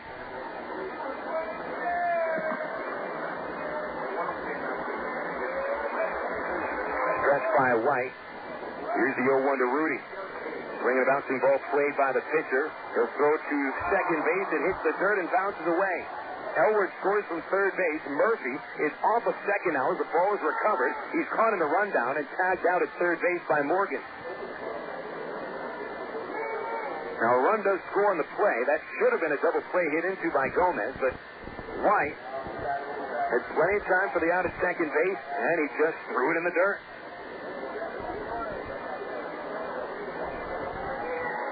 It skipped about 2 feet in front of the second baseman, West. And didn't bounce all that far away. Hayward, the shortstop, backed it up and picked up the ball. Now Gomez will be credited with a run batted in. But he reaches on the error by the pitcher. Murphy out on the play.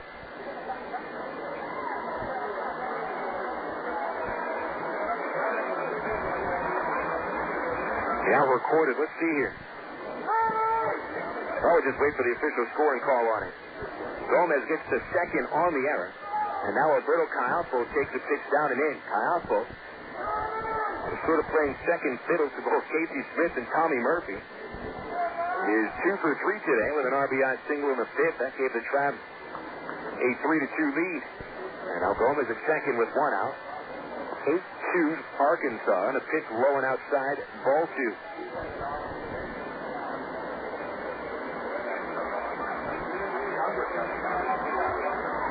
They're saying it's a fielder's choice for Gomez. Goes to second base on the error. The 2-0 pitch. Callaspo takes it for a strike call. 2-1.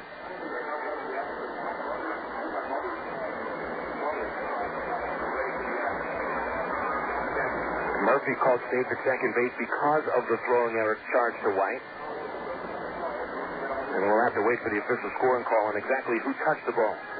2-1 inside to Callaspo. 3-1.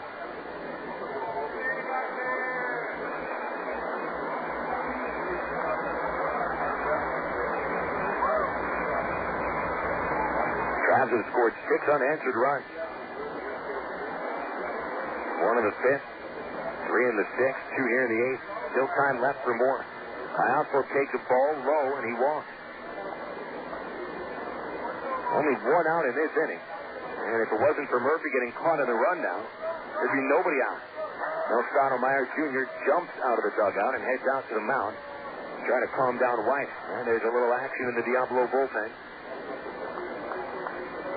And while we have the chance, we'll check out the scores around the Texas League. 2 finals.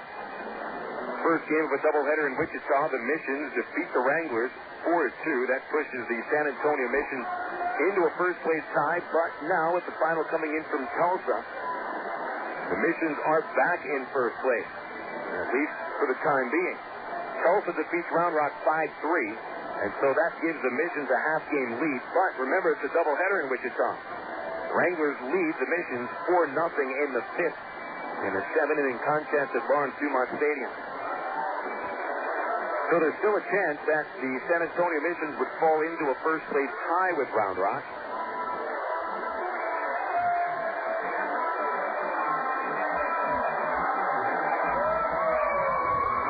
And that's only if the Missions lose Game 2 to Wichita. Another game in progress in the 8th at Midland. Rockhounds lead Frisco 8-2. Here's Nick Gorneault. A pitch outside from White. Ball 1. There's runners at first and second base. Gorneault hitless in 10 at-bats in a row. Tonight, 3 strikeouts and a foul out to third base. Gomez at second, Callaspo at first. White pitch is a fastball at the knees. A strike called, 1-1.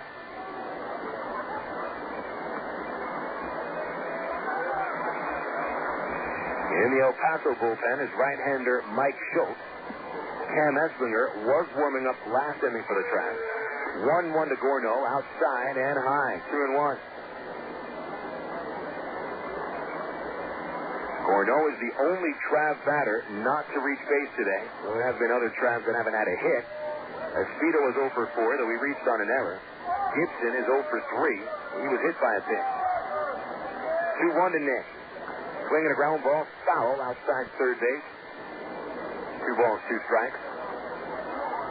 8 runs on 12 base hits for the Arkansas Travelers. No errors. Meanwhile, El Paso, 2 runs on 7 hits and 4 errors. Diablos have had a very rough time in the field in the 2 games of this series. And last night they committed 2 errors, leading to 2 unearned runs. And tonight, 4 errors. Here's the 2-2 to Gorneault. Way outside, ball 3.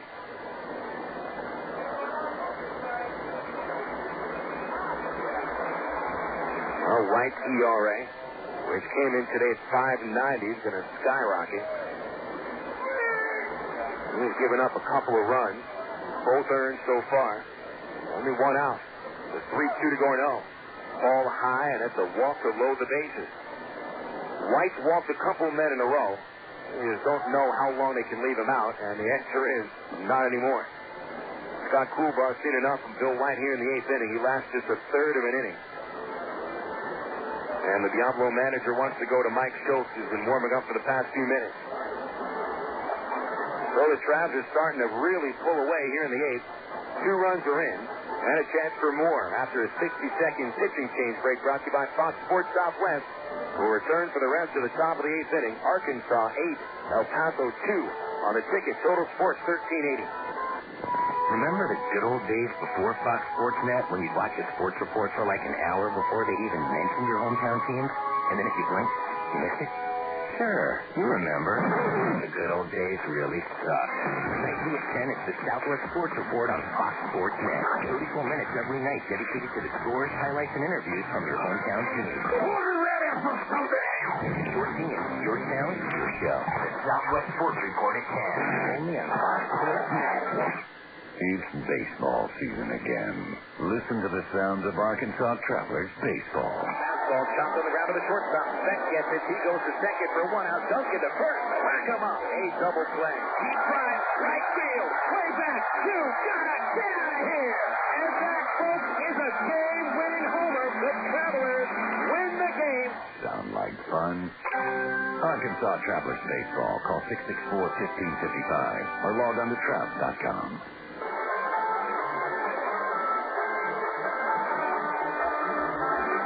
Travs trying to put this game away here in the 8th inning with 2 runs in. He started the inning with a 6-2 lead. Now it's an 8-2 lead and a chance to break it wide open as the bases are loaded with only 1 out.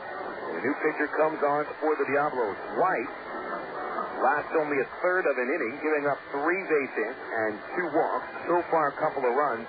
He's responsible for 3 runners. Rudy Gomez at third base. Alberto Callaspo at second, and Nick Gorneault at first, reaching for the first time today. The cleanup batter, Derek Gibson, will step to the plate. But Schultz still throwing his warm-ups out of the mound.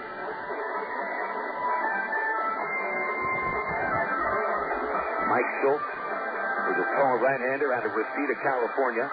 25 years old, 6'7", 210 pounds. He makes his 6th appearance with El Paso. He's been up and down the Arizona organization this year. 13 appearances at high single-A Lancaster. 7 appearances at AAA Tucson. And only 2 hits, no runs, and 4 1/3 with El Paso. Gibson steps in 0 for 3. Hit by a pitch in the 4th, scored a run. First pitch here, swinging a high, fly ball shallow center. Long run in for Marlon Williams, and he gets there and makes the catch.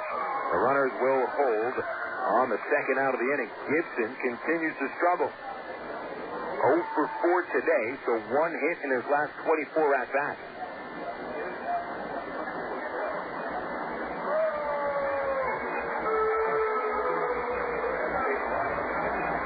This will bring Jeff Mathis to the plate.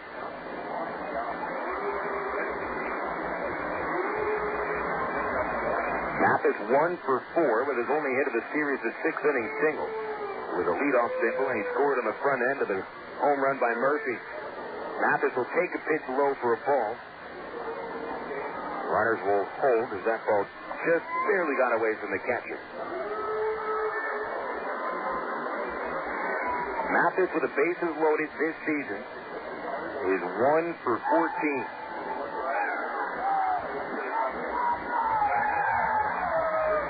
Here's the 1-0. Down and outside on a fastball. 2 balls, no strikes.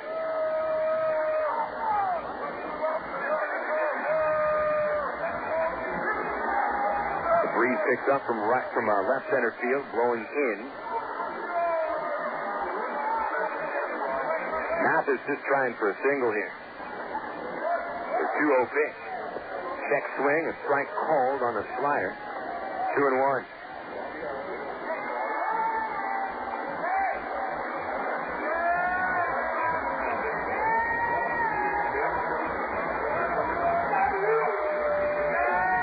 Mathis in there still.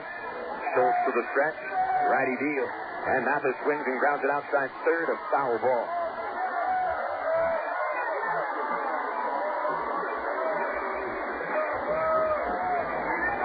Mathis really struggling when it comes to bases loaded situations. And you can just never really put your finger on why. Sometimes he's not aggressive enough in the strike zone. Other times he's too aggressive. This time it seems a balanced approach. 2 balls, 2 strikes. The pitch.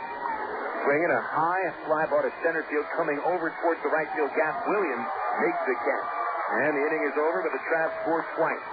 On 3 hits, 1 error. They leave the bases loaded. But but it's an 8-2 Arkansas lead as we go to the last of the 8th inning on the ticket. Total Sports 1380. Frank, what are you doing here? Wife sent me. We're out of Coke. You? Sorry. First one to aisle 5 by the other. Coke. Yeah, you're on. Yo, Tony Stewart, you jumped the green flag again. Hey, stop throwing cereal boxes at me. Whatever, stop trapping my car. Walter. Looks like you're buying me that Coke. NASCAR fans have a one-track mind. Case of Coke says I need you to register. Coca-Cola, the official soft drink of NASCAR. Coke, real. Slush variety. Sonic's got it, others don't. The hotter it gets outside, the more choices you need to chill down on the inside. Nothing compares to Sonic's famous slushes, with classic flavors like cherry, grape, and orange. Real fresh fruit slushes like lemon berry, strawberry, and lime. You can even mix and match flavors to create your very own slush. Or try the latest creation, our intense new Powerade slush, available for a limited time only. So hurry into Sonic. Nobody gives you more ways to beat the heat. It's not just good, it's Sonic good. It's baseball season again. Listen to the sounds of Arkansas Travelers baseball. Ball stopped on the ground of the shortstop. Beck gets it. He goes to second for one out. Duncan to first. Whack him up. A double play. Deep drive. Right field. Way back. You gotta get out of here. And that, folks, is a game-winning homer. The Travelers win the game. Sound like fun? Arkansas Travelers baseball. Call 664-1555 or log on to Trav.com.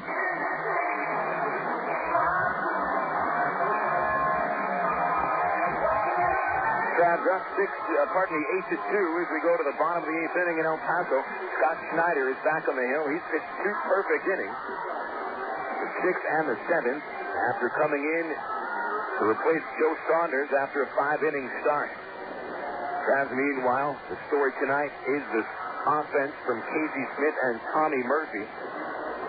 Each of them with a 4-for-4 game. Murphy knocking in 5 runs, and Smith scoring 3 times. It's been a real breakout game for both of them. Snyder winds, delivers to Carlos Quentin, and he swings it the high drive to the left field corner. That one has a chance. It's off the fence. It'll be played by Escrito. Into second goes Quentin. It'll be his second base hit of the game. Well, the Diablos didn't have a hit since the 5th inning. That last hit was a single by Quentin. He's got his 4th hit of the series. This will bring up Chris Snyder.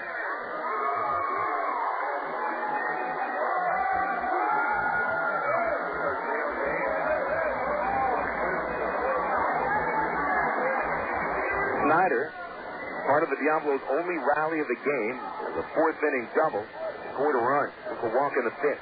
Right-handed batter, grounds one outside third, foul, strike 1.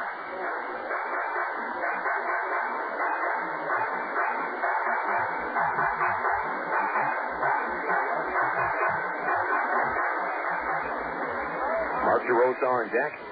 Cam Esslinger warming up in the Trav bullpen. Snyder's 0-1 pitch is swung on and foul tipped off Mathis. Strike 2. Final out of St. Louis, the Cardinals rally in the 8th inning for 6 runs. They go on to defeat the Reds 7-2 at Busch. Larry Walker with a home run. Cal Elcher at the win. Danny Graves blows the save and falls to 1-5.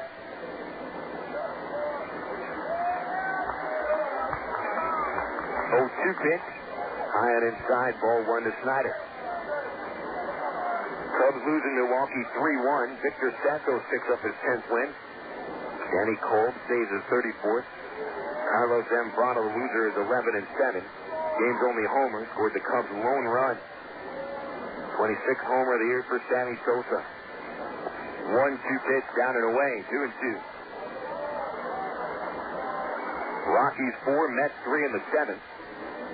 Matt Holliday hitting his 11th home run as he makes a bid for the National League Rookie of the Year. A stretch by Schneider, the 2-2 to Snyder, swinging a line drive foul outside third base. Very hard hit, foul ball. Still 2-2. Pirates at Arizona leading the Diamondbacks 6-1. Homers by Ty Wigginton and Craig Wilson. Braves getting pummeled right now in San Diego. 9-1. That's in the fourth inning at Petco. Dodgers 3, Marlins 2. That's in the fifth inning. Steve Finley with his 25th long ball.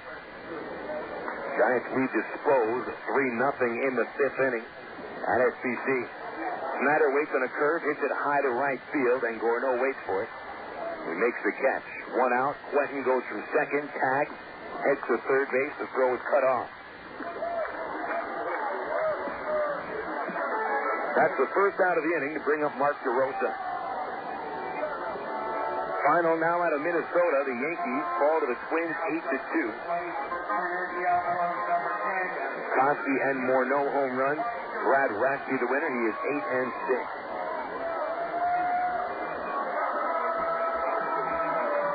Mariners crush the Royals 16-3 at Kauffman.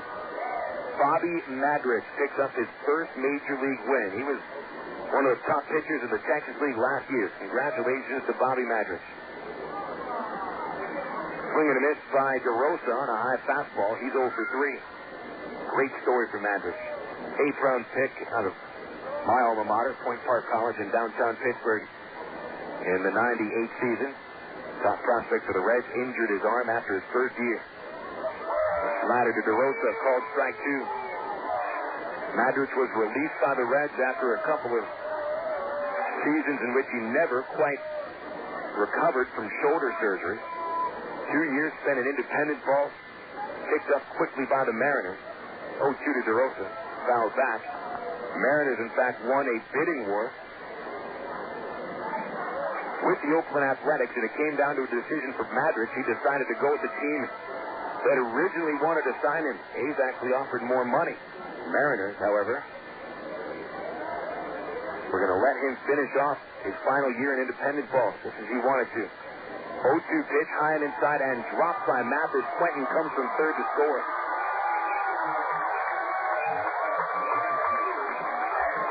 Should be a pass ball. It was a high and tight fastball that Mathis reached out for, but just plain dropped it.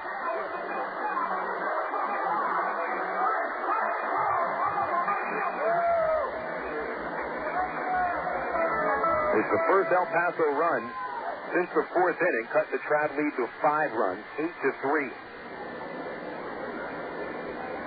No one on base now for DeRosa. We're 1-2 count, 1 out.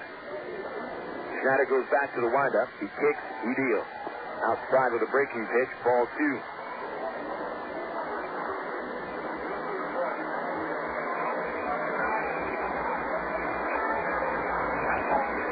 Hasley called the pass ball on Mathis, rightfully so. 2-2 pitch. DeRosa takes low, ball 3. So as of now, it's an unearned run to Snyder, but depending on what DeRosa and the man on deck, Haley, does, it could go down as an earned run. Scott winds, kicks, and the 3-2 pitch is chopped towards third base, hugging the line. Smith makes the play on the short hop, throws in the dirt to first, dug out. 2 gone. Nice play by Elward and the third baseman, Casey Smith.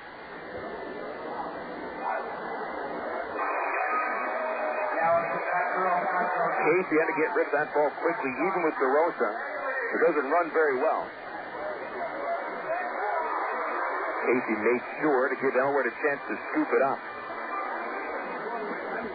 2 outs, and now Haley is the batter. 1 for 2 at a walk. He takes the pitch down and in for ball 1. Texas beat Cleveland 16-4. Doug Brocail went the final 3 innings for his first save. Scott Erickson picks up his first win as a Ranger. There's a swing and a miss by Haley, 1-1.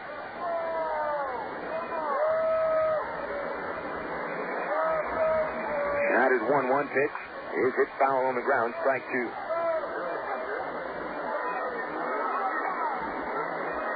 Tigers 9-7 over the White Sox in the 7th inning. Angels lost earlier today 8-3. Red Sox over Toronto 5-4, and the A's beat Baltimore 11-0.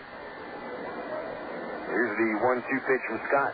Swing and a miss, and he strikes out Haley. That'll end the 8th. Diablos score 1 run on 1 hit, nothing else. Travs lead 8-3 as we go to the 9th inning on the ticket. Total Sports 1380. Coffee leaking, feasting, listen, tackle, piece and spackle, trucks, jacuzzis, tapes and movies, everything from A to Z. Loud and lumber, tons of plumbers, elevators, coffee makers, radiators, party favors. Take a look and you'll see. Let your fingers walk in the book. The other book. When it comes to making their buying decisions, people today let their fingers do the walking through Yellow Book Yellow Pages. It's no wonder. Yellow Book's packed with money-saving coupons, restaurant menus, and vital community info. And with more ads than ever before, it has everything you need right at your fingertips. It's easy to spot. Just reach for the yellow directory with the map on the cover and join the smart shoppers who choose Yellow Book. Not the other book. Put your business in Yellow Book. Call 1-800-YB-YELLOW. Not the other book.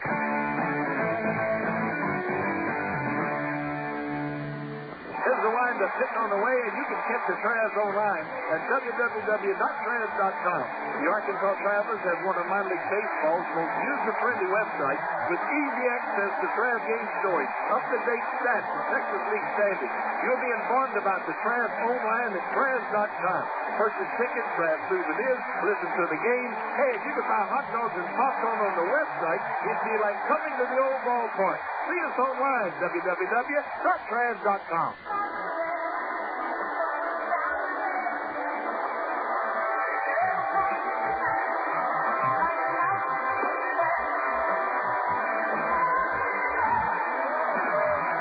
Ninth inning now at Cohen Stadium. Travs 8 and the El Paso Diablos 3. We were scoreless after the first two innings.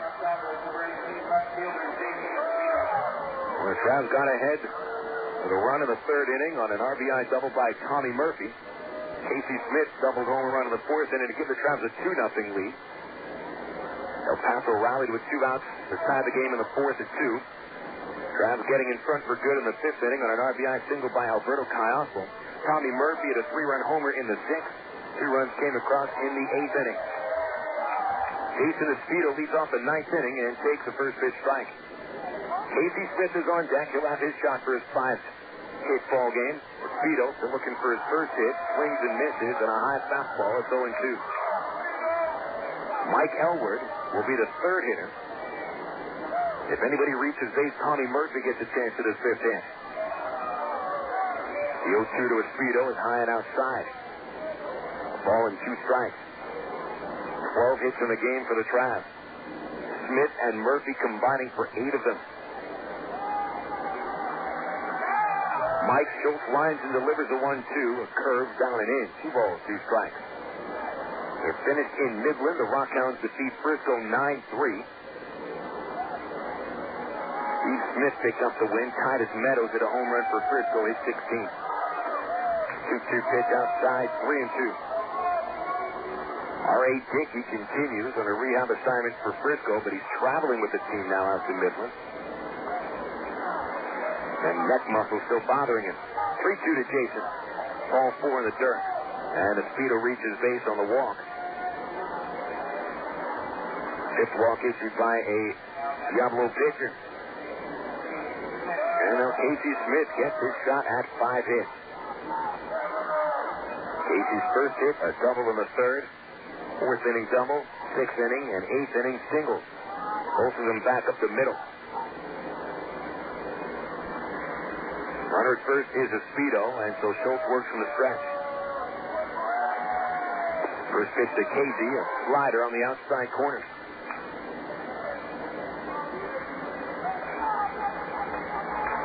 Casey last night was 1 for 4. Tonight 4 for 4. The 0-1 called strike 2. Pretty hard slider from Schultz. Late right to it.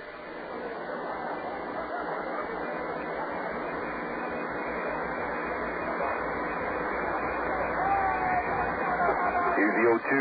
Casey swings a tapper towards the mound. It'll be played by the catcher. Snyder throws the first base in time. Looks like it was towards the mound. It was a high bouncing ball that didn't even get out of the batter circle. And so Smith does not get his 5th base hit. Fielder's choice he grounds into with Espedo getting to second. They goes 2-3 at first. Mike Elward up next for the Travs. Smith will settle for his second 4-hit night of the year. That 4-hit game in Salt Lake earlier. Elward 1 for 4. First pitch down, ball 1. Mike was hitless to his first 3 at-bats before collecting a single in the 8th inning. Came around to score on the error by the pitcher, Bill White. The stretch made and the 1-0 to Mike. Called strike 1 on the outside corner, 1-1.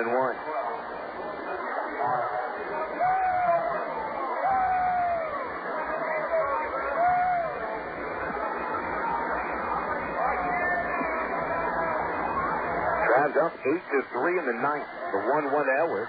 Swinging a bouncing ball to short. Haley plays it on 2 hops. Had to reach very high for that one. And gets Elward out at first base with a good throw. 2 gone, and now Tommy Murphy has a shot at 5 hits. Haley batting from the left side. Murphy, a double, 2 singles, a home run, 5 RBIs. If he gets that 5th base hit, he'll also knock in his 6th of the game.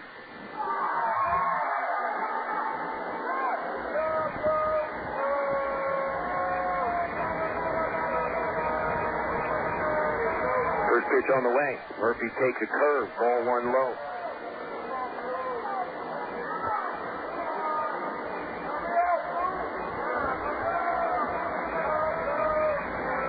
Schultz leans in. Sign collected. The 1-0 to Murphy. Ball outside, 2-0.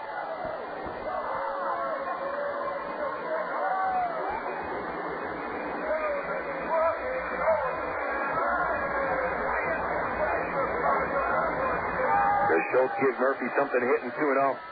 Next pitch. Ball low again, 3-0.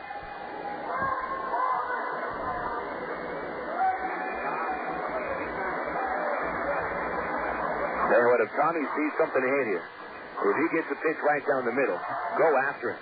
Get yourself that 5th hit. That kind of chance doesn't happen much. 3-0 pitch. Ball 4. Well, he'll reach base for the 5th time today. 2 walks from Schultz in this inning.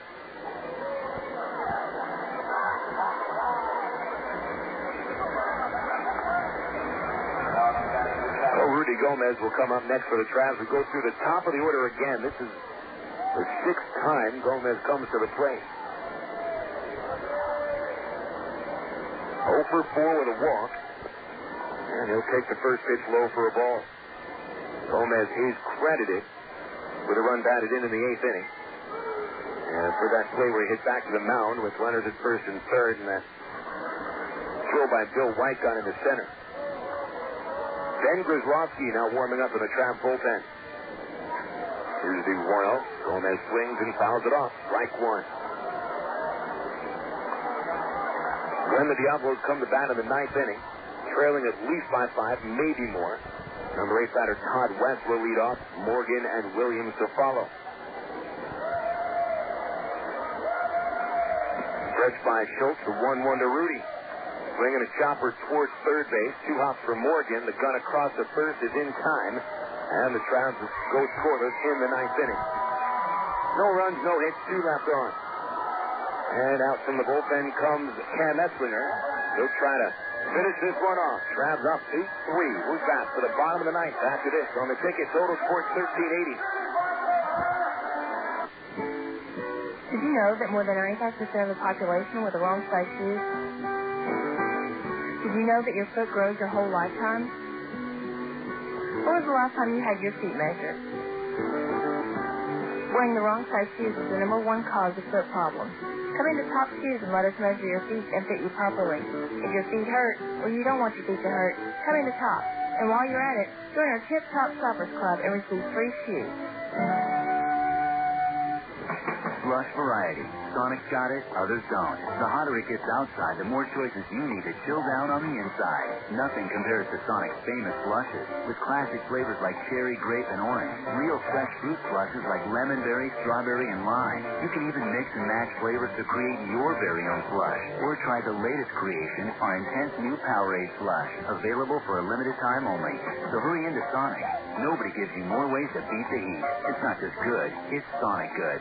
Frank, what are you doing here? Wife sent me. We're out of Coke. You?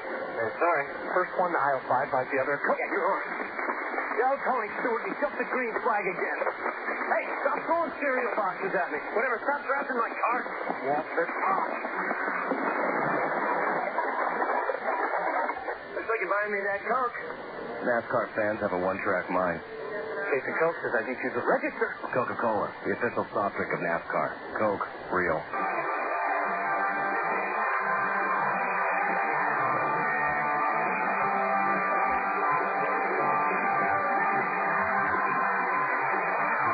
Last of the ninth inning, starting off here in El Paso. Trav's up 8-3, and Cam Eslinger has come on to try to close it out.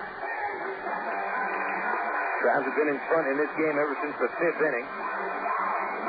Alberto Callaspo's RBI single right now, the go-ahead run. They put the game away with a 3-run homer by Murphy in the 6th inning and 2 runs scoring in the 8th. Eslinger, the third Trav pitcher of the night. He takes over where Scott Snyder left off. 3 innings for Scott, pretty effective. Gave up 1 hit and 1 run. It is an earned run in the 8th. West to lead off against Eslinger. First pitch from Cam, a fastball low for 1-0 count to West. He's 1 for 3. Eslinger makes his 37th appearance out of the pen. A win and 4 losses, a 3.78 ERA. The 1-0 pitch on the outside corner, a strike call. 1-1. Trav pitchers holding the Diablos to 3 runs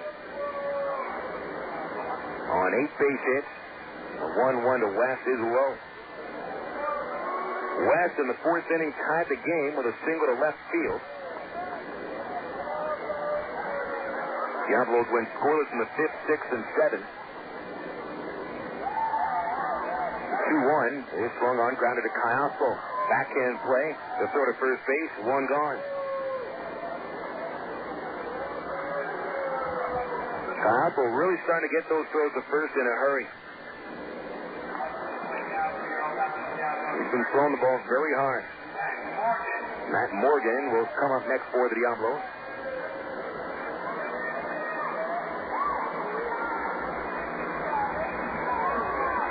Travs lead by 5. Morgan, the number 9 hitter, 0 for 3 today. First pitch to Morgan on the outside corner for a strike call.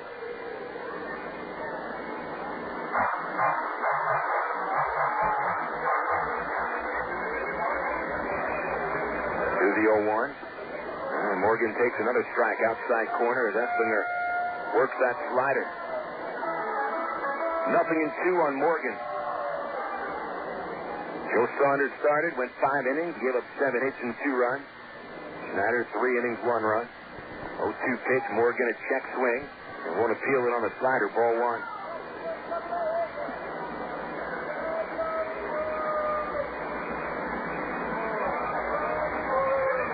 Ball 2 strikes on Morgan. Williams on deck. Eslinger's pitch. A slider called, strike 3. Tight movement on that pitch.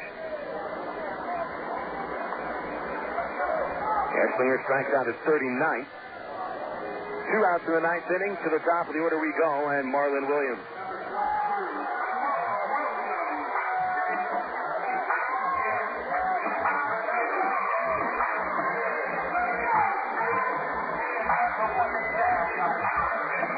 Williams started the game for the Diablos with a first inning single.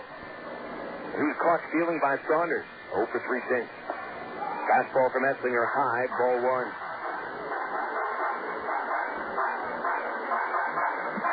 We'll have the highlights and the recap of the game coming up after the final out of the game. 1-0 pitch down and in.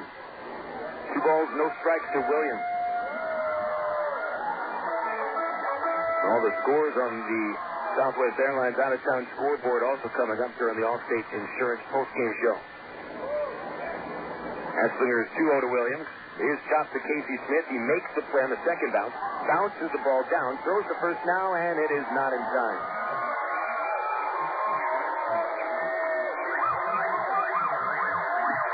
Pretty well-hit grounder towards Smith at third base. It took that second bounce and picked up a little bit of speed on that second hop. Went right into Casey's chest where he played it cleanly. But then as he tried to throw the ball to first, ball popped out. The error called on Smith. First Trav error today. Jesus Cota is the batter. First pitch to him is a strike on the outside corner. Cota is 1 for 4 with a third inning single. The only base hit of the 2 games in the series. Cam's 0-1. Missed outside. It's 1-1.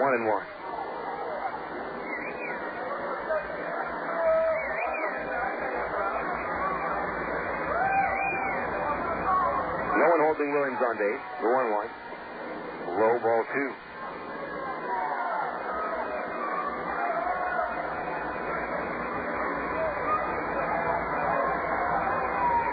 Gomez once again standing about 3 steps to the shallow right field at second base. 2-1 Dakota. Swinging a foul back. Eslinger coming inside with a breaking pitch. 2 balls, 2 strikes. 2 outs, 1 strike to go, and the Travs can celebrate their 3rd consecutive win. Eslinger is 2-2. Called strike 3. Got him on a backdoor slider, and that ends the game.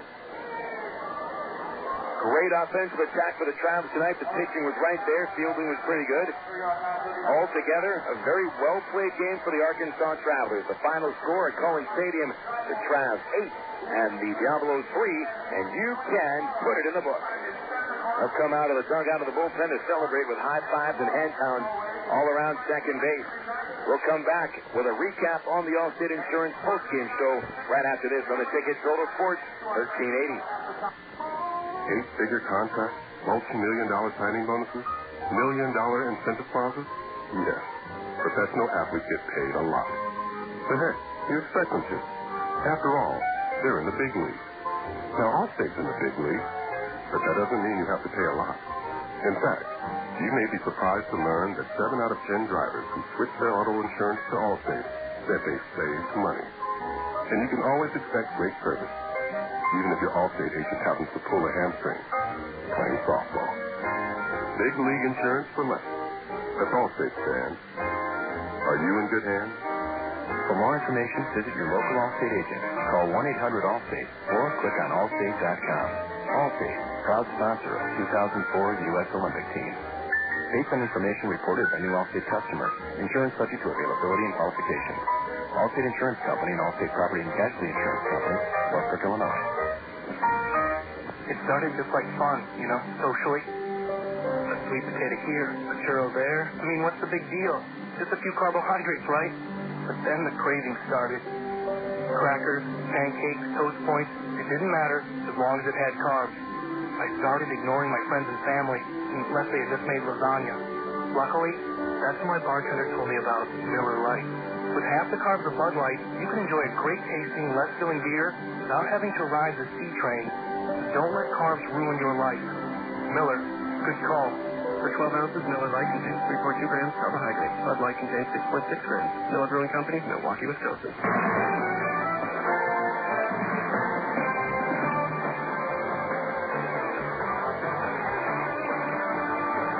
Welcome back to Cohen Stadium for a very happy Allstate Insurance postgame report as the Travs defeat the El Paso Diablos by the final of 8-3.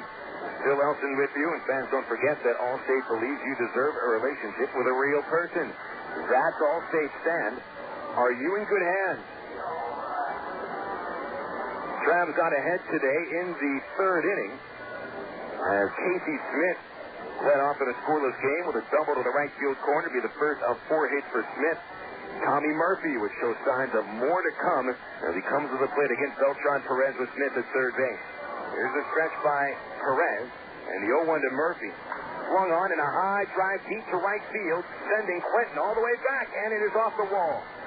Scoring from third, Smith. Murphy into second with an RBI double. 1-0 Arkansas, and Murphy is 4 for 4 with 2 runs and 2 doubles, and his first RBI of the series.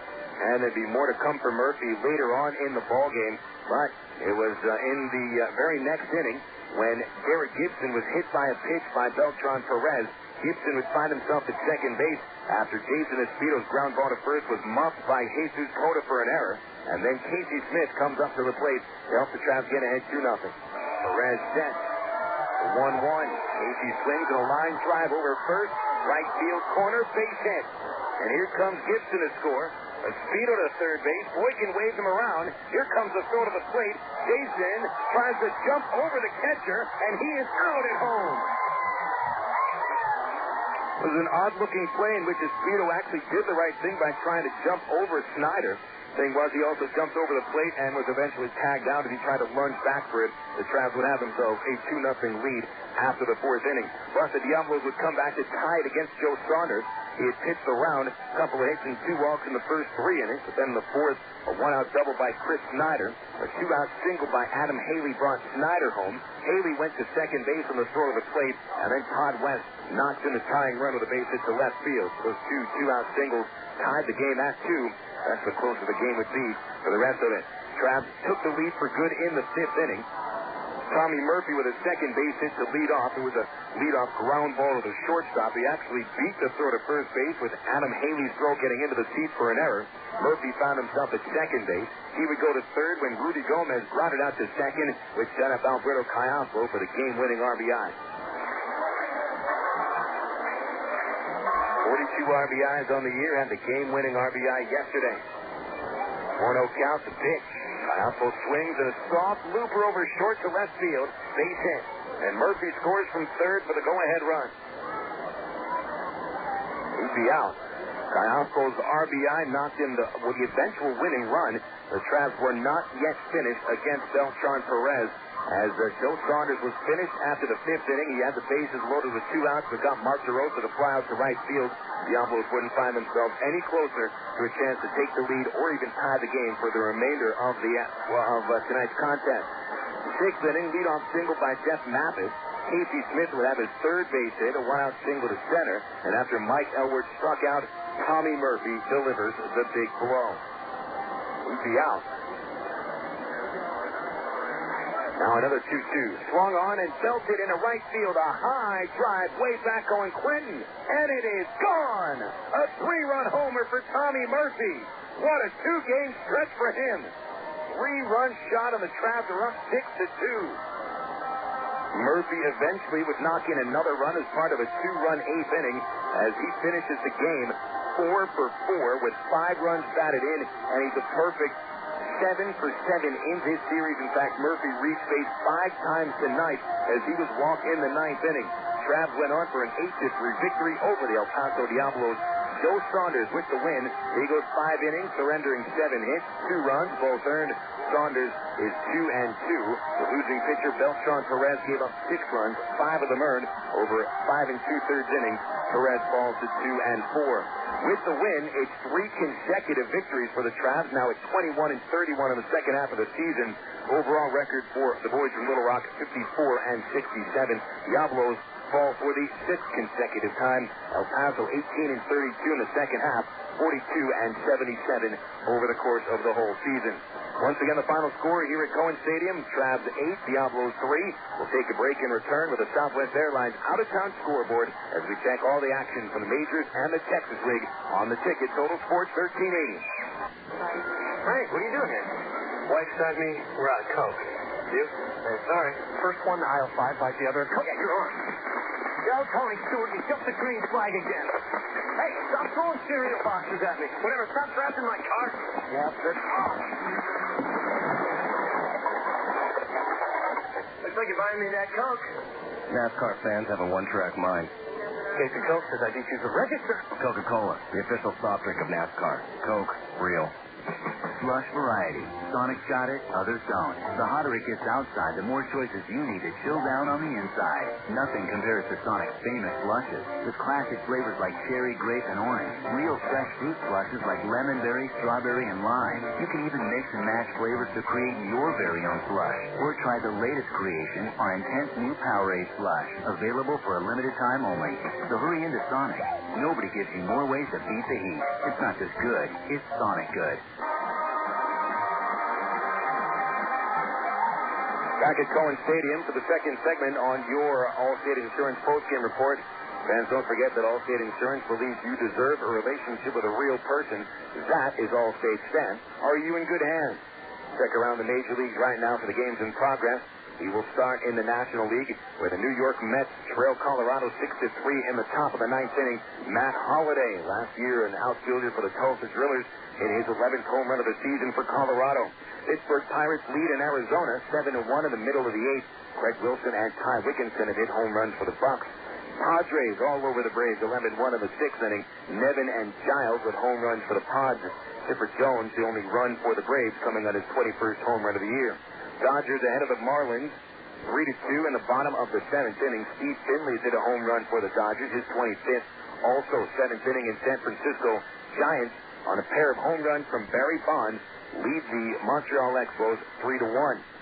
No games right now in progress in the American League. Actually, that's not the truth. The one game in progress is in the ninth inning in Chicago, and the Tigers lead the White Sox 11-8. Now we'll go to the final scores in the National League. It was Houston shutting out Philadelphia 5-0. A five-hitter thrown by Roy Oswalt for his 13th win. Cubs fall to Milwaukee 3-1. Although Sammy Sosa hit his 26th home run of the year, Chicago still loses in Milwaukee. Victor Santos picks up the win, and Danny Kolb saves his 34th. Cardinals scored 6 runs in the eighth inning for a come-from-behind win against the Reds. 7-2 the final score. Reds carried a 2-run lead into the eighth. But Danny Graves couldn't hold it. He falls to 1-5. Larry Walker hit a grand slam in that eighth inning, his 9th home run of the year. Cal Elcher picked up the win. He is 3-0. Those are all the National League finals. Now we go over to the American League, where the Twins defeated the Yankees 8-2. Kosky and Morneau home runs, and Gary Sheffield accounted for a run for the Yankees, his 28th home run of the year. Brad Radke, the winning pitcher, is 8-6. Javier Vasquez falls to 13-7. 2 blowouts in the American League. It's Seattle 16-3 over Kansas City. 2 homers for Brent Boone. Ichiro also hit one. Bobby Madrich picks up his first Major League victory. Darryl May suffers a loss, falls to 9-13. Rangers all over the Tribe today in Texas, 16-4. Winning pitcher Scott Erickson, his first win of the since the trade from the Mets. Meanwhile, Mark Teixeira hits for the Cycle, also hit his 29th home run of the year. Kevin Mench and Gary Matthews Jr. with home runs for the Rangers. Angels fall to Tampa Bay in Florida, an 8-3 final score. DeJuan Brazelton picks up the win, his 5th of the season. B.J. Upton, guy you're going to hear a lot about, 19-year-old shortstop, was a first-round pick for the Devil Rays 2 years ago. Already in the major leagues, hits his first home run of his career. Darren Erstad hit a home run for the Angels, his 5th. Calvin Escobar took the loss. He falls to 7-9. Red Sox over the Jays today at Fenway Park, 5-4. Winning pitcher was Keith Folk. He's 3-3. Frederick the loser 0-2. And another shutout comes out of Baltimore. The A's defeat the O's 11-0. Tim Hudson picks up the win. Scott Hatteberg hit a grand slam, his 14th home run of the year. Jermaine Dye, Adam Melhuse, and Eric Burns also with home runs. Into the Texas League we go now. There's a couple games coming in that are final scores in 9-inning affairs. Midland over Frisco by a 9-3 final score. Midland is 13 base hits in a balanced attack. Brent Colamarino with 2 doubles and a triple, knocked in 3. Steve Stanley tripled, knocked in 3 runs, also had 3 hits and scored twice himself. Steve Smith, the winner, he's 4-2. Gave up only 4 hits and a run over 6 innings. R.A. Dickey suffers a loss. He falls to 1-1. Game's only home run. Solo shot by Titus Meadows. It was his 16th of the season. Other final score is out of Tulsa, where the Drillers defeat the Round Rock Express 5-3. That ends Round Rock's 5-game winning streak. Mike Esposito picks up his 7th win. He is 7-6. Ryan Spire struck out 2 in the ninth, his league-leading 35th save. Home runs by Ryan Shealy and Jason Nix Healy, league-leading 27th home run of the year. Nix is 14th. Round Rock third baseman, the former Traveler, Junior Zamora, hit his 5th of the season. We have one other final score coming in from the first game of a doubleheader in Wichita. The San Antonio Missions down to Wranglers 4-2. No particulars in that ball game. They haven't set that up on the scoreboard. And Wichita right now in the 6th inning against the Missions in the second game, leading 7-0. So as of right now, we see the Frisco Rough Riders losing to the Midland Rockhounds by that 9-3 final score. So currently, Wichita is still 2.5 games out, but if the Wranglers pick up the win in the second game of that doubleheader, they'll be 2 games out of first place. Tulsa, with the victory, picks up a game. They're 3 games out of first. West Division, San Antonio currently a half-game lead over the Round Rock Express, but if the Missions continue and lose at Wichita in the second game of that doubleheader, it'll be a first-place tie. Travs also pick up a little ground on the Rough Riders. They're now 10 games out of first place. You're now up to date across the Texas League and the majors on the Southwest Airlines out-of-town scoreboard. And fans, don't forget, you can always log on for low fares online at www.southwest.com. We'll come back to wrap up this broadcast after a break on the Ticket Total Sports 1380. The third base coach. He doesn't get much attention. You've never heard of a third base coach groupie, have you? But he's vital to the success of the team. His experience and knowledge of the game can mean the difference between scoring a run or getting thrown out at the plate. Allstate agents play a similar role to the third base coach, although they have experience with much more than just home. They can help with auto insurance, life insurance, and your retirement needs as well. And they'll do it without using any crazy signals. They'll help you understand the coverage options available so you can find the one that's right for you. You deserve a team with big league experience. That's Allstate stands. Are you in good hands? To get a team with big league experience, just visit your local Allstate agent. Call 1-800-ALLSTATE or click on allstate.com. Insurance subject to availability and qualifications. Allstate Insurance Company, Allstate Property and Casualty Insurance Company, and Allstate Indemnity Company, Northbrook, Illinois. You're bored. Nothing to do. Nothing on the tube. The same old blah, blah, blah. Arkansas Travelers Baseball is here for its new season. Great professional baseball, great food, and the most affordable entertainment in Arkansas. So get off your seat and get out of the house for baseball and a whole lot more. Look for special promotions and free tickets at local retailers for the best deal in town. Arkansas Travelers Baseball. Call 664-1555 or log on to Travs.com. Well, last night the Travs pick up a one-run victory in a rain-soaked affair, but tonight it was all Arkansas ever since the 4th inning, and they go on for an 8-3 victory. 12 hits tonight for the Travs, 8 of them coming from just 2 players. Casey Smith and Tommy Murphy, each with 4 base hits. Smith scores 3 runs, knocks in 2 with a pair of doubles. Murphy, 4 for 4 with 6 RBIs. He also homers and knocks in a double. He also scored 2 runs. Tough to pick one between the 2 of them. So we're just going to have to go with duo BC Powder players of the game, Casey Smith and Tommy Murphy. Just a little bit leaning towards Murphy as he is 7 for 7 over the 2 games of this series. BC Powder is the official pain reliever of the Arkansas Travelers. BC gets into your system fast and goes to work fast. For headaches, backaches, or muscle pain, nothing works faster than BC. Use as directed. Also, kudos tonight to Alberto Callaspo, who finishes 2 for 3 with a game-winning RBI for the 2nd consecutive night. Callaspo also on base 4 times with a couple of walks. Joe Saunders picks up the win. His record 2-2 with 5 innings of work. Beltran Perez takes the loss. He falls to 2-4. Final totals come in with Arkansas 8 runs, 12 hits, 1 error, 11 runners left. Diablos scored 3 runs on 6 hits, 4 El Paso errors, 8 runners left on base. Paid attendance tonight here in El Paso, 1,843, and we do not have the time of game.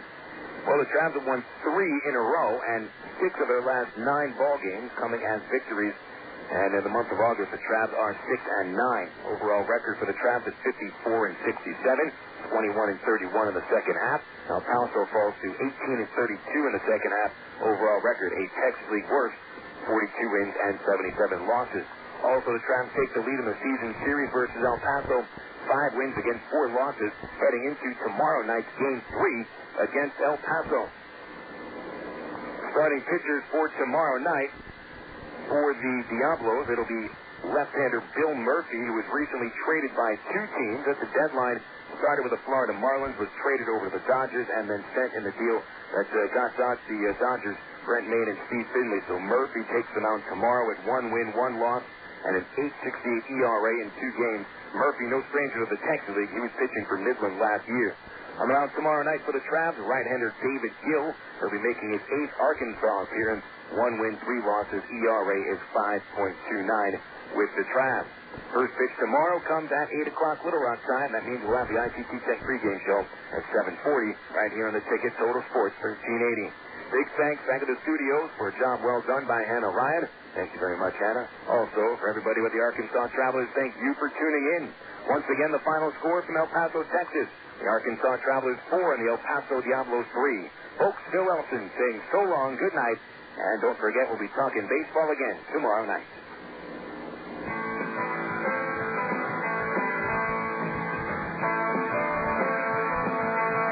You've been listening to Arkansas Travelers Baseball on the Ticket Total Sports 1380. Arkansas Travelers Baseball is made possible by Miller Lite, ITT Technical Institute, Coca-Cola, Sonic Drive-In, BC Powder, and by Allstate Insurance. Be sure to catch all of the Travs games this year on the Ticket Total Sports 1380.